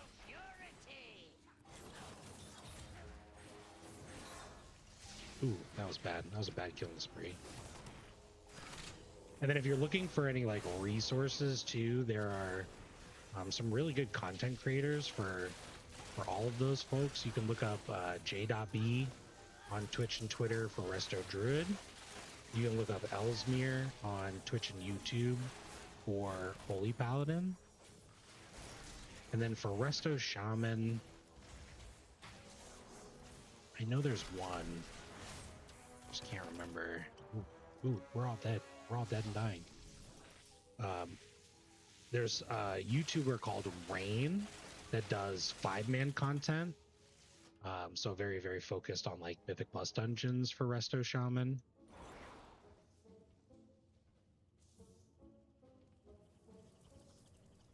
And then the Wowhead guide writers will also have their info listed.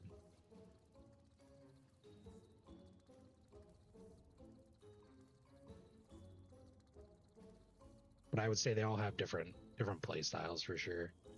Resto Druid, a little bit more click and heal. Resto Shaman, a little bit more click and heal. Resto Druid, a little bit more plan ahead. Ramp healing is what they call it. And then Holy Paladin is kind of like shotgun healing in raid. You're really like up close and personal with the boss, and you're building your holy power and your combo points typically.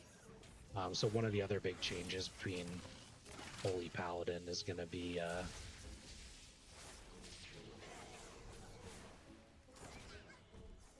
in Classic, it was more of like a ranged healer. Like you would just stand there and press your healing buttons. Now you kind of get up close and personal and actually attack the mobs, which I like, but some folks don't.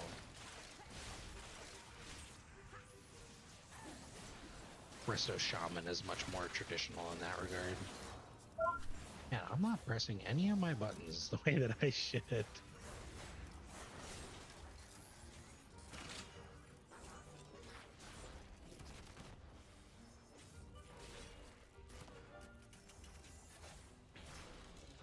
This group is pretty decent. I might ask them if they want to do more. I don't really know how the healer's doing.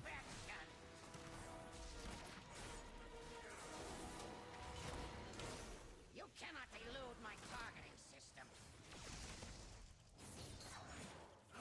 This is another really scary boss to have killing spree for.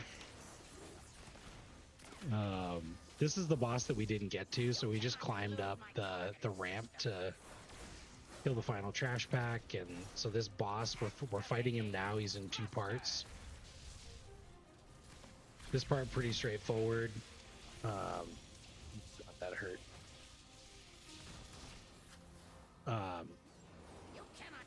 he casts this beam on a party member. You don't want to stand in it. You don't want to take 2 beams. And then these little floating electric bombs will just rotate around the room. They'll target a player's location and they'll come after you. So you want to be careful when you're using Killing Spree. And then when he dies, or when his mech suit goes through his health, he'll pop up here into a way larger mech suit. He'll still do that frontal beam, but it will follow your character, so you don't want to... you kind of want to stay like spread out as a group, and then they'll still do the little bombs. So we want to make sure that when we're doing Killing Spree, it's after these big lasers. General rule of thumb is if you have the laser, you want to remain still. Obviously, sometimes you have to move.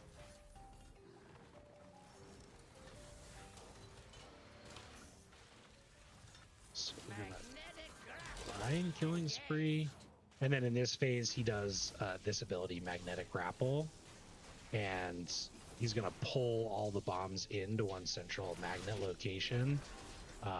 You just want to make sure that you're... Oh god, that was bad.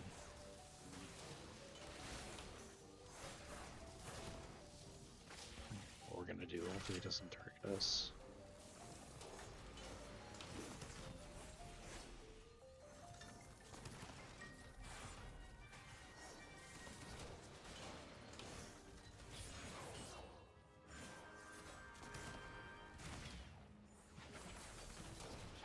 That's pretty much it for this guy. It can be a little tough to get the rhythm, for sure.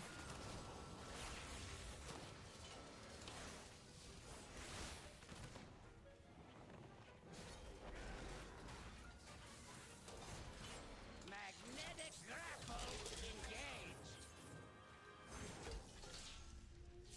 And then he'll pop out, and you'll take care of him.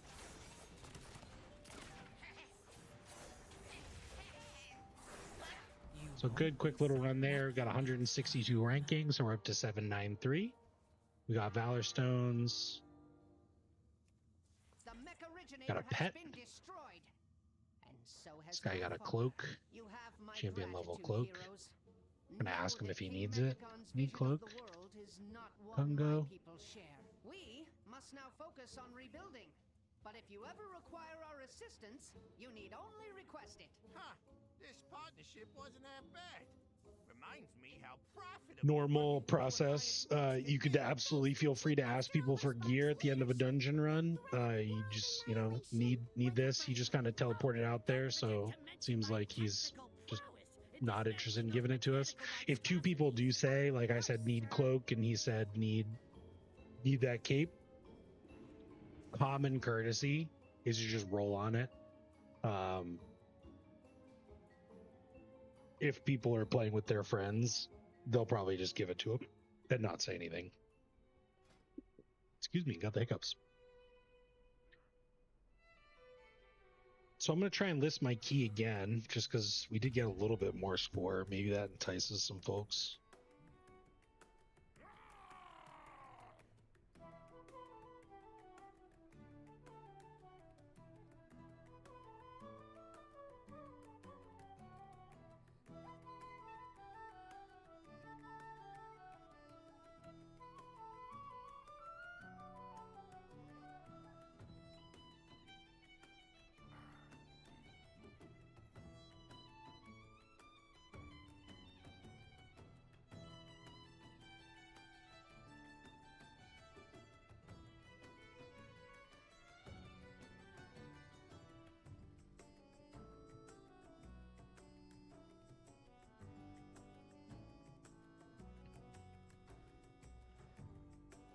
We just need to do one more to get our next box, which will help us with our item level.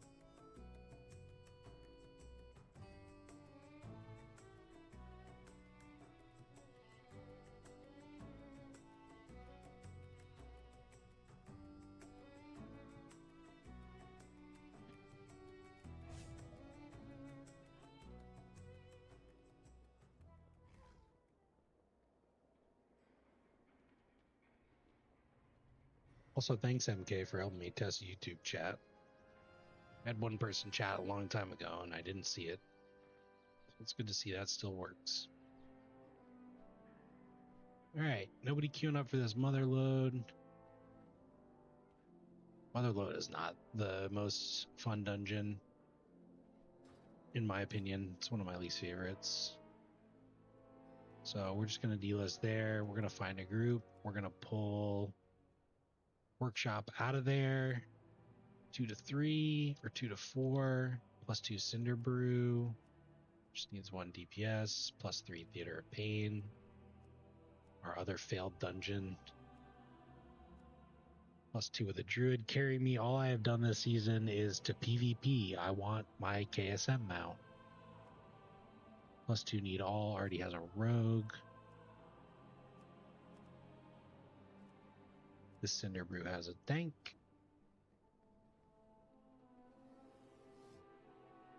This guy has an Ellie shaman.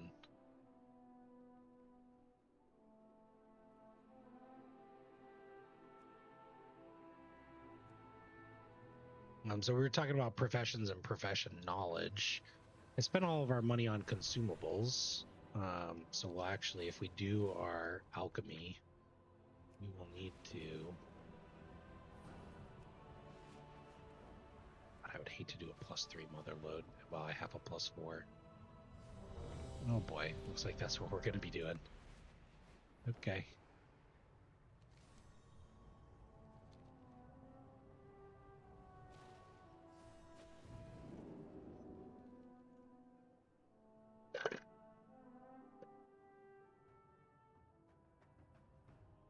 So mother load, that's another old world dungeon. I mentioned that we were by it when we were doing a quest for the goblins. It's going to be the right portal here. Middle portal is Theater of Pain. All the other ones are on the current continent.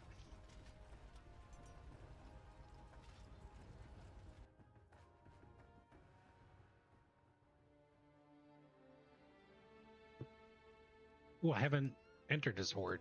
Normally you enter, or I enter as Alliance. Oh, the time walking vendors right here. So we did the BFA time walking earlier. We did a bunch of time walking on this character.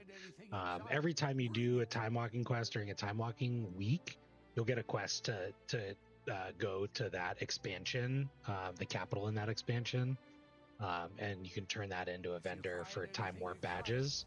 I mentioned I don't think that there was anything that would help us from a gearing standpoint from time warp badges, but we do have 2,200 of them, which is not bad.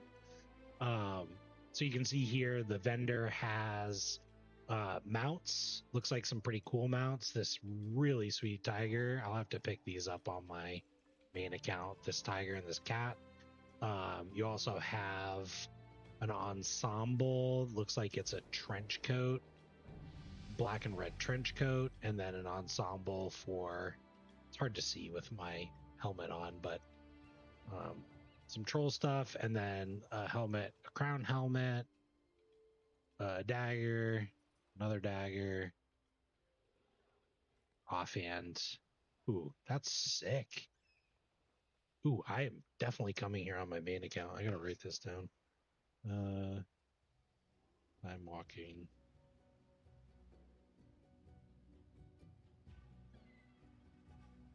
I have a ton of time walking tokens, time warp badges on my main account because I never spend them because it's a hassle to go and get to go to the vendors. But these are really, really cool pole arms, super cool staff, two-handed sword, two-handed axe, two-handed mace.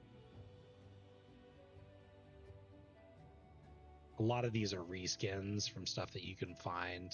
Ooh, great low fantasy shield. This is a pet, it looks like. Another pet. Oh, a little dinosaur.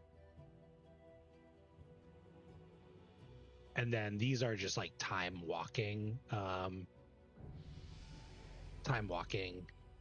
items. And then it does look like you can get some gear. It seems like it's item level 587. So if you were missing a piece, looks like there's a couple pieces that you could pick up. And then you can also get reputation. So these are whichever week the time walking is, you can gain reputation for that expansion.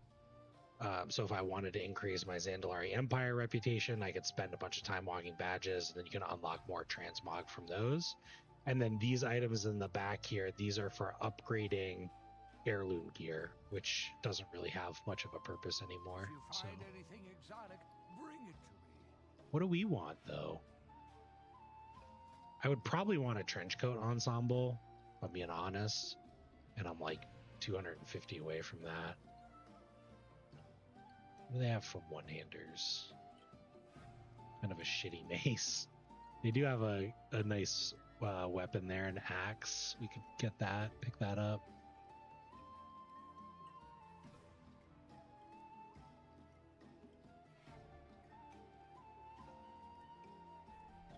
Or we'll just stockpile them. If you find anything exotic, Waiting for the healer. And so this is exactly what I was talking about. Like when I first started this series and I spun the wheel, I was a little bummed out that I got Rogue, because I knew that that was just going to make this challenge a little bit harder, because Rogue is a pure DPS specs. Like MK in YouTube chat was asking about, what's the best healer? The benefit of being a healer, I mean, one, it's a completely different play style. You're healing the group and you're supporting the group instead of trying to do damage. But healers and tanks, because they're not damage dealers feel good. They hit that little, that dopamine node. Not as many people play them. The benefit to that is that you can get into groups quicker because they need you. And there's a little bit of leeway. You'll usually invite, maybe if you get desperate, a little lower of a geared healer than you might normally invite for a DPS. So really hoping that when I spin the wheel next week for season 3, we get a hybrid class of some kind. I'm just going to take Rogue off of it. I'm not going to change anything else, but it would be much easier, in my opinion, to get 3K, because for things like these +2s, we could have knocked out an extra one in this time. You can definitely list your key a little bit higher, or pump your key a little bit higher and get some better folks in there if they see a healer's in there or a tank. But also it's just a different viewpoint of the game. So 622 item level on Holy Scent. He invited a 662 Prot Warrior, 660, and 647. So pretty decent group here. If I was feeling kind of scummy, I might try and didn't put my key in first, because it is a +4 mother load, but that's pretty dick move. Funny to do with friends. Would definitely recommend doing it to your friends. But don't do that in a group like this. So this is Motherload. Motherload's kind of like an open concept dungeon. We're going to start by going through a bunch of trash here to this coin operated crowd pummeler.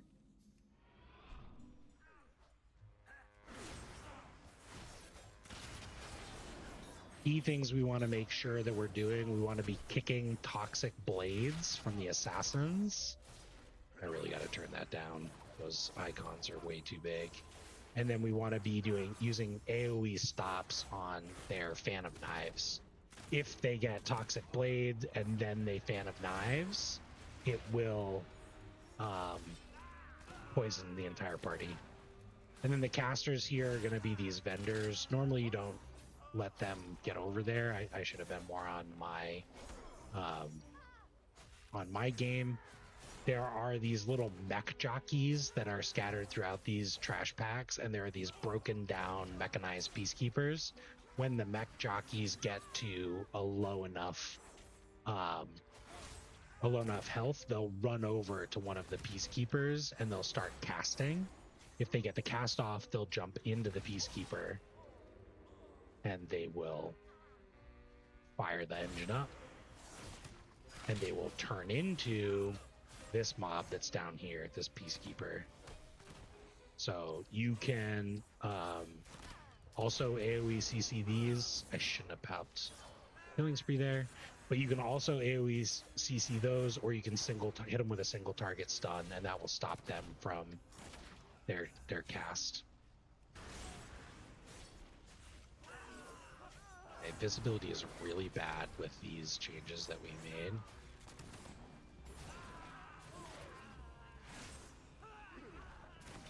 This is a good group. So like the priest, for example, a little lower on item level, kind of the same item level as me. He's in here, he's using his CC abilities. We can see that because of Omni CD. So we can see their psychic scream is going off, which means that they're getting in here and they're crowd controlling, which is great.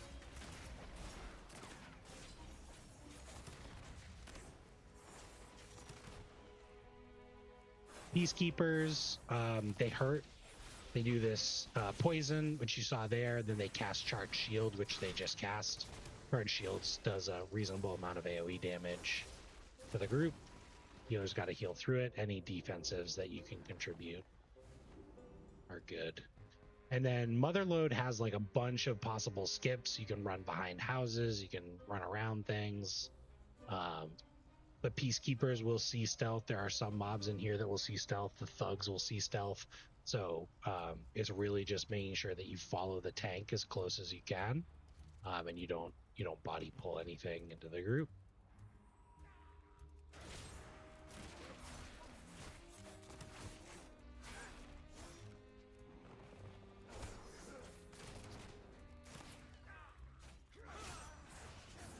I really got to get better at using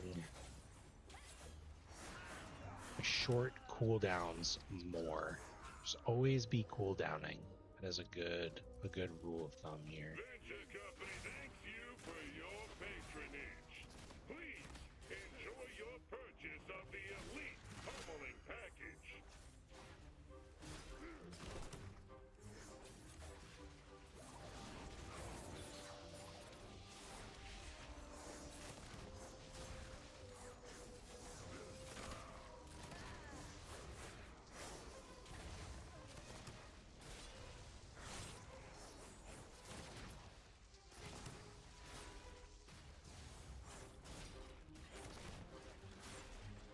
One of the other tactics that we might employ, if we can't get anybody to queue up for our +4, at the end of every dungeon, you can re-roll your key if your key is the same or lower than the dungeon that you just completed. So we can't do it here because our key is a +4, and we're doing a +3.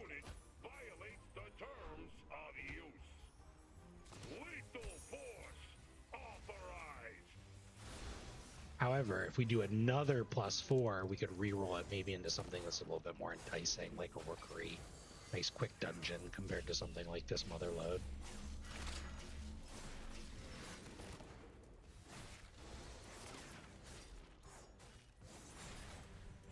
Voltage increase.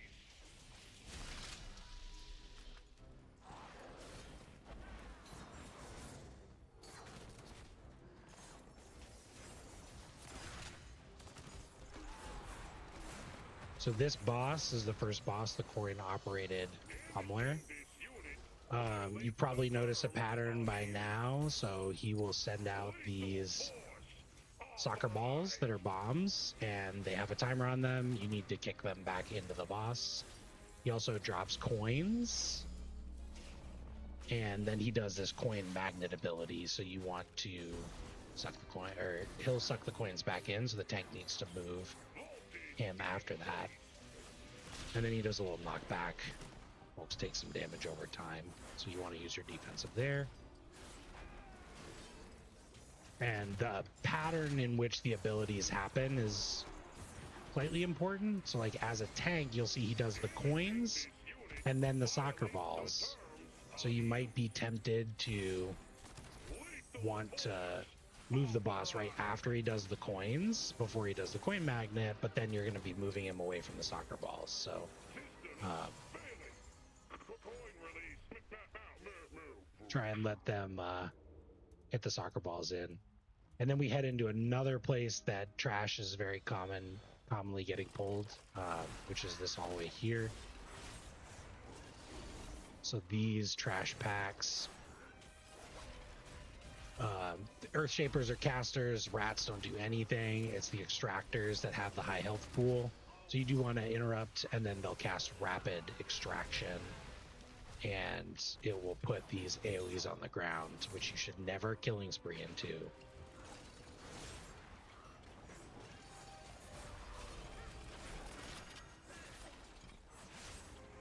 But it definitely, there's a good amount of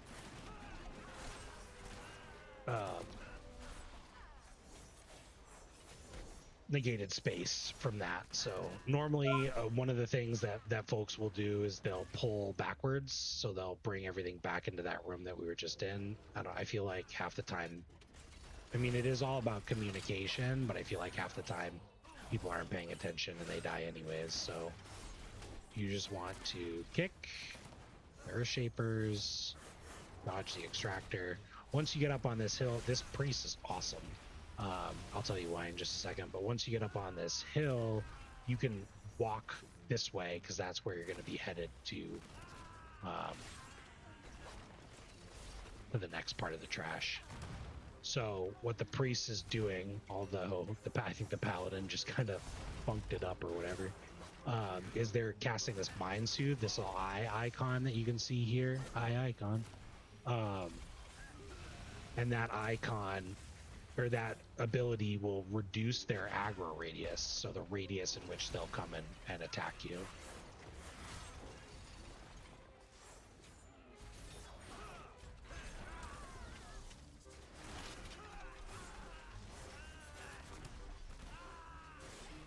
And that is one of Priest's big utility here. So you just cast it again. It's only usable on humanoids, I think. Maybe some other mob types. And then we kind of head out into a different direction. We're not head out into a different direction, but our mob type changes. We get a little bit more elemental. And these are usually things that you fight. You fight this group together, these stone furies. You really want to kick Furious Quake. That's like the most important ability to kick. Tectonic Barrier, you do want to try and kick it or take care of it, but it's not crazy if they get their shield off. It just takes a little bit longer. And then this pack up here has a lieutenant, 2 Earth Shapers, and the Taskmaster. So you want to prio down the Taskmaster. This guy puts a stacking bleed on tanks, and then he charges away. And so the tank is supposed to like use that charge time to allow the bleed to fall off. Like sometimes he doesn't charge far enough away, or sometimes you have like a group like us where we're all melee.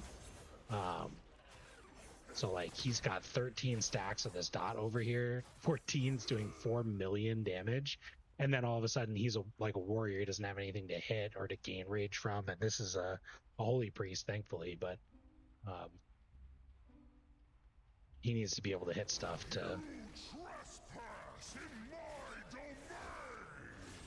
The blood of Azeroth flows through you! He needs to be able to hit stuff in order to cast his defensives to build up rage. So this boss, super straightforward for melee, actually like semi-boring for melee. He starts off with 2 ads, and one ad, well, they'll both target ranged players, and they'll start slowly chasing after them. The ranged player's job here is to kite, so that the ad doesn't hit them, because they do hit pretty hard. He also does a frontal cone, and then he does this big AoE earthquake that upsets the ground beneath him for the rest of the fight with small area denial. The platform's so big, so it's really not too bad. And then what he's doing here is enraging one of the ads, and we need to kill it as quickly as we possibly can. There's a certain timer. If you don't kill it fast enough, it'll like enrage the main boss. So you need to focus down the one that will get marked with skull. And then the other one just continues to get kited. We ended up cleaving that one down because we're all melee, which is totally fine. I feel a little bad for the healer. So now he's going to summon 2 more. They're going to pick somebody to fixate on. Will be the healer. Then he empowers one, gets marked with skull.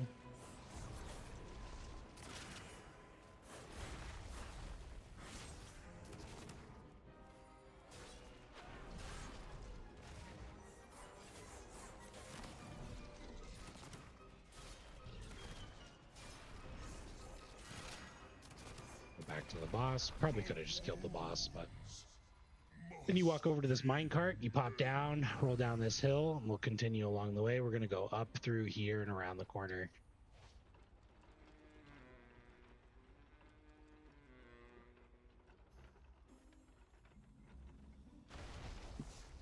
In this section, trash mobs change again. You have 3 main ones. The red ones we don't care about. It's the alchemists and the masterminds.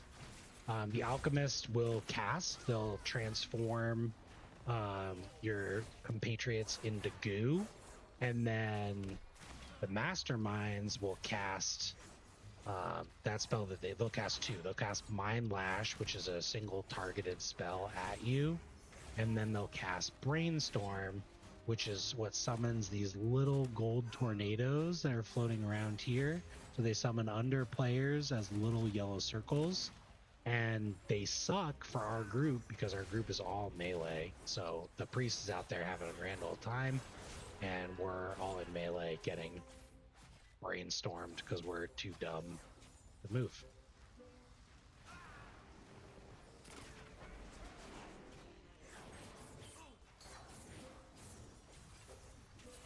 And you can see the mobs that are marked in red. Well, not those ones, but the little subjects that were impacting us as we came over. Those all die super quick, and then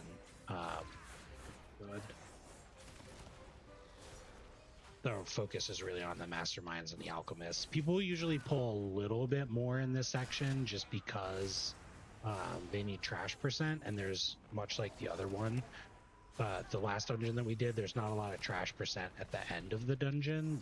You'll see that after we kill this boss.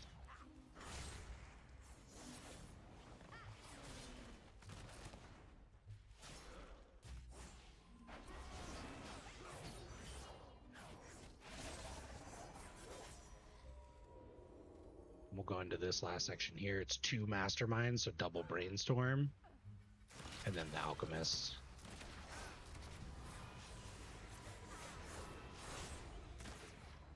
So brainstorm.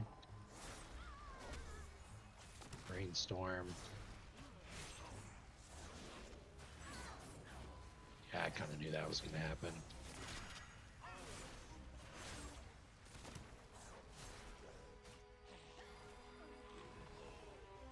I got stuck.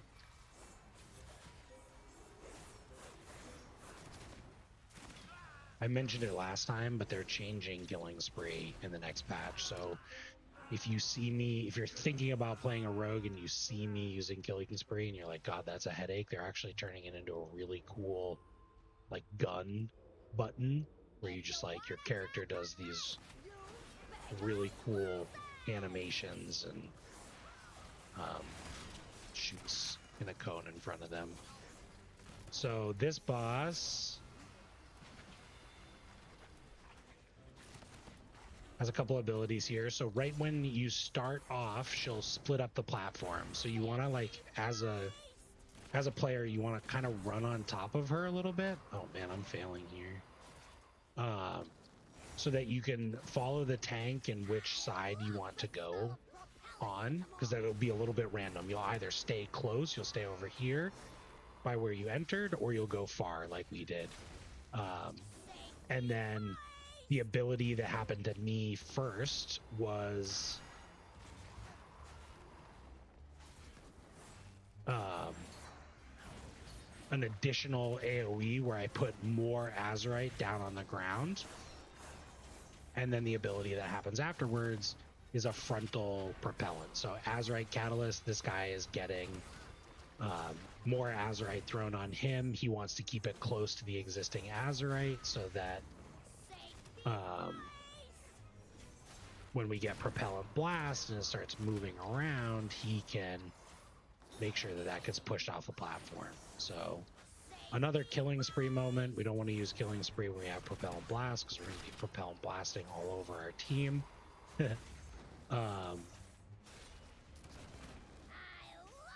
And then you don't want to stand in it when somebody else has it because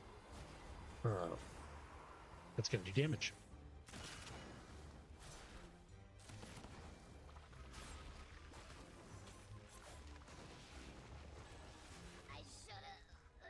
Normally what people do in like higher level keys is actually they'll run past the boss and they'll come over to these two and they'll pull them on the boss because the boss is kind of boring. It doesn't have a whole ton of mechanics. So these look like the Peacekeepers, but they're a little bit different. They're war machines.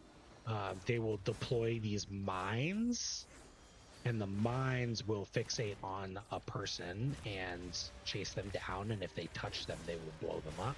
And then they do Charge Shot, which is an AoE ability. The Specialists will cover the ground with missiles. That's pretty much it. Dodge the missiles.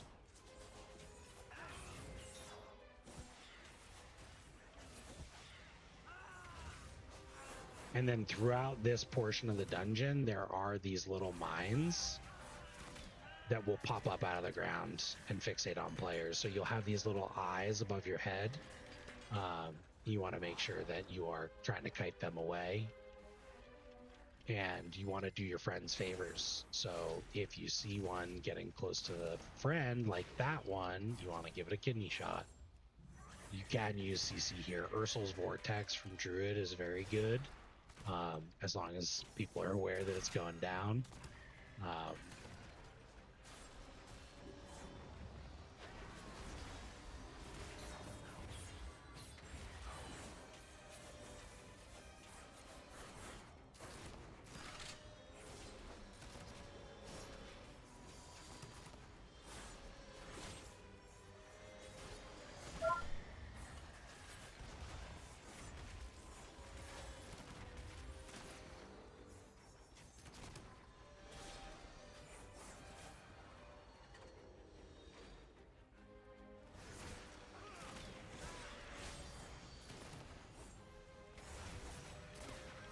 This is another one that can be a little tricky with trash. I mentioned that earlier, but once you get down here, these war machines are worth 4.8%, so they're pretty chonky, but you can tell they take a little while to kill, especially when the whole group is running around like mad people, chasing after their mines and stuff like that. Ooh. I just cheated death because I wasn't paying attention. You'll end this section with 2 machines up at the top, so we're actually going to get another, like, almost 10%.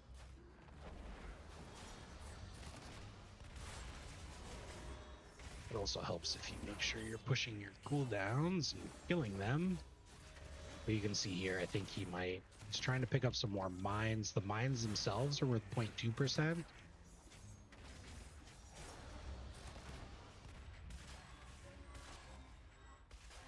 I can't kill that because they're on me.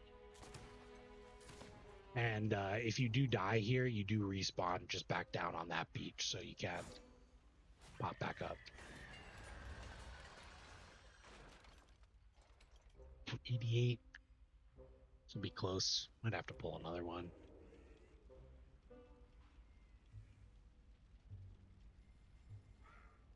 Well, they're all on me.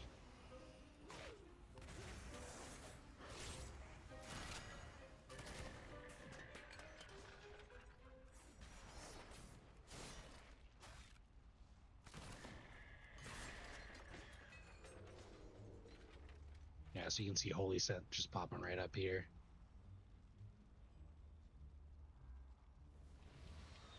You bums realize how much property damage you've done?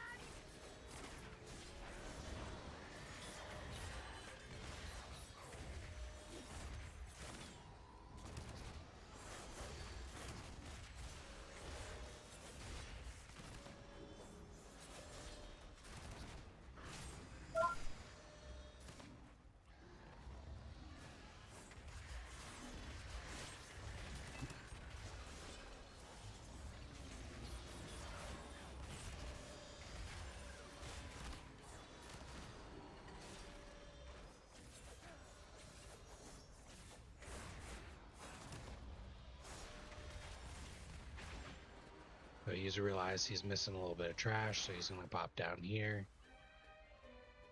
I can't tell if he just wants mines.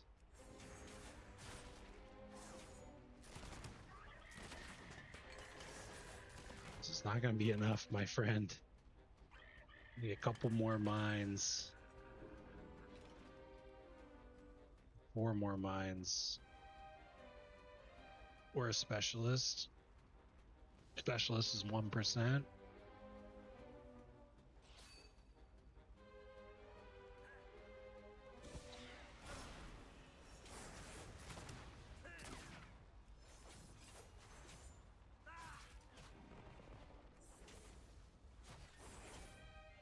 This is a great example of like pulling efficiently. We didn't do anything wrong here. It's a +3 key, like not super worried about it at all. So we got another mine from that.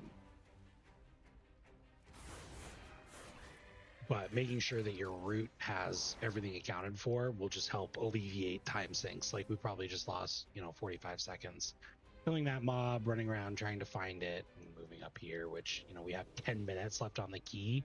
Not really that that crazy. So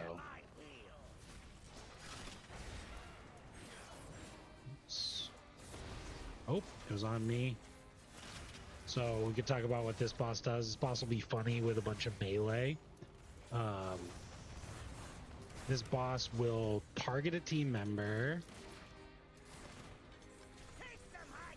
with a little orange arrow, and then after a couple of seconds, he's going to send out a missile that'll chase after them. If I get it again, I'll go further out. So it's on him, and missile will fly out, and the further away from the boss you are, the easier it is to make sure that your party doesn't die from the missile. He also does those little micro missiles, and so there's a safe spot for those micro missiles, which is right here on the corner of this grate to the left of when you enter. And the micro missiles will like basically one-shot you at higher key levels. So, and then at 50% health, he will fly up with a big shield around him, and he'll summon these two guys. These guys cast Buster Shot, and it freaking hurts. Just like random target. There's nothing you can do. You can't CC them. You just have to heal it. And while that is being cast, he will target a random party member with... Is he targeting me? Oh, shit. This little arrow, which I guess is hard to see. You want to take that arrow to one of the 3 bombs. And then run away. Once he hits all 3 bombs, he's going to explode. And then we want to bring him back over to that safe spot.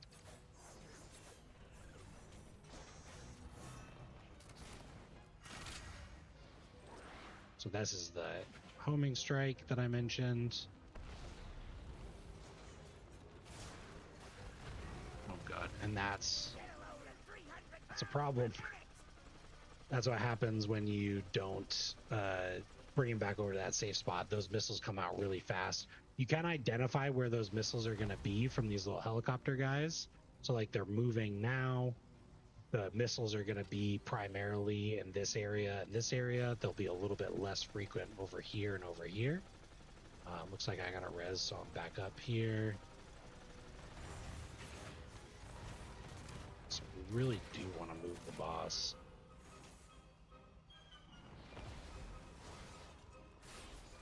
I need some better weak auras, I think, or to make sure Little Wigs is working.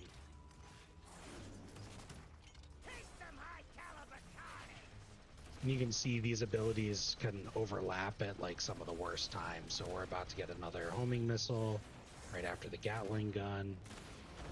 And there's literally nowhere for us to go. Which is why the safe spot is super important.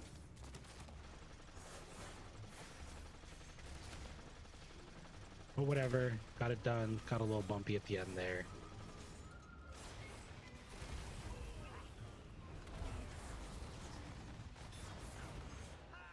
Well done. But we did it.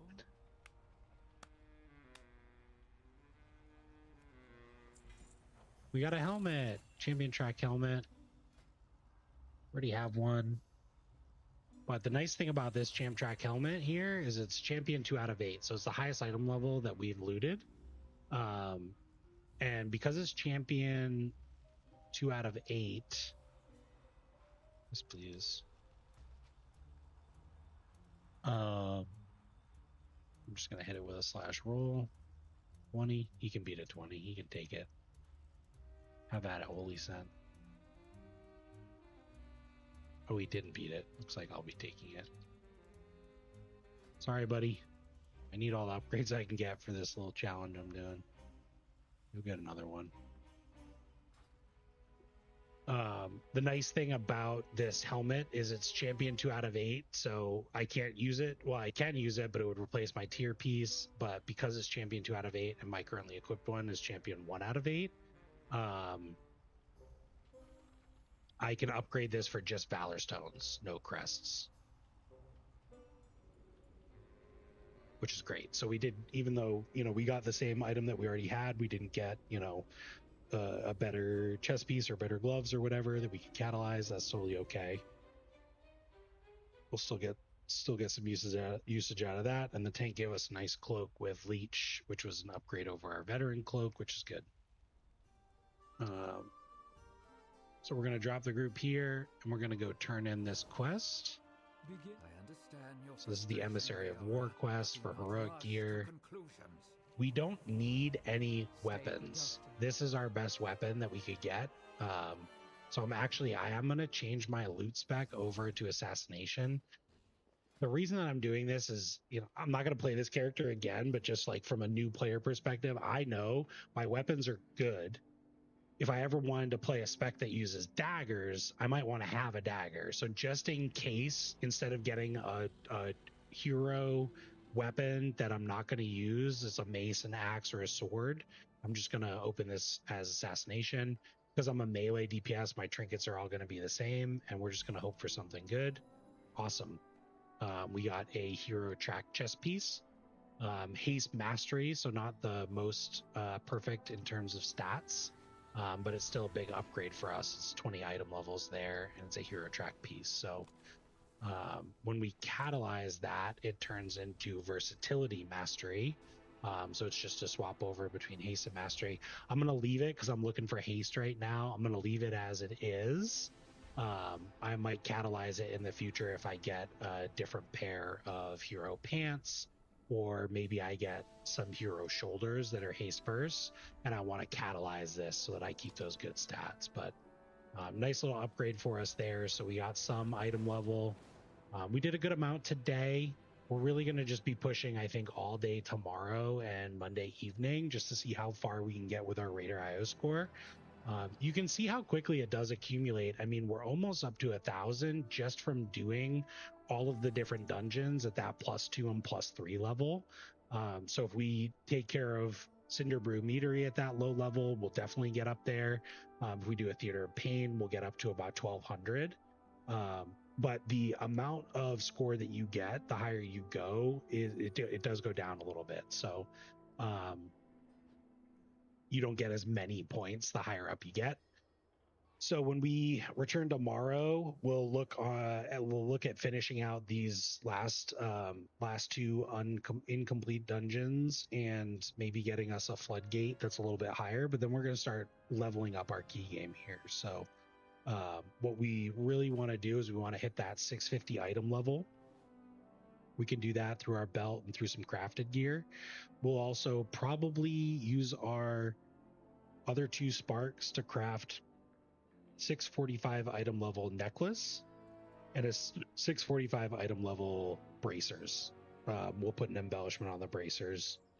So that'll get us really close to that 650 level. We should also craft boots. So maybe we'll craft boots instead because they're 626. And then we're just going to keep doing dungeons. Again, our goal is to get to that that +6, +7 level. So we start getting hero gear and gilded crests. We can use that to craft even higher item level stuff. So thanks for tuning in today to this episode. Appreciate all the positive feedback. I did put a new video up on how to gear during the first 3 weeks of season 3. Just covers like all of the fundamental gearing concepts and the pacing of the new patch that's going to come out this Tuesday. We will delete this character if we don't get 3k IO. We're going to delete this character anyways. What am I kidding? This character's on a completely fresh account. I'm not going to keep 2 WoW subs going. So we'll move back over to the main account. But on probably Wednesday evening, we'll record for season 3. And we're going to be spinning the wheel again. We're going to be taking a different approach with a different character. So we'll boost it up to level 70. We'll go through the campaign again and we'll just start, okay, if we were a new player, what would this look like for us? We'll start fresh. So thanks for tuning in. If you like this video series, the likes and subscriptions are huge motivators, as well as comments. I appreciate the kind comments that I've gotten so far. So please do that if I did end up in your algorithm feed. Thanks for watching. Check out some of the other videos on the channel, and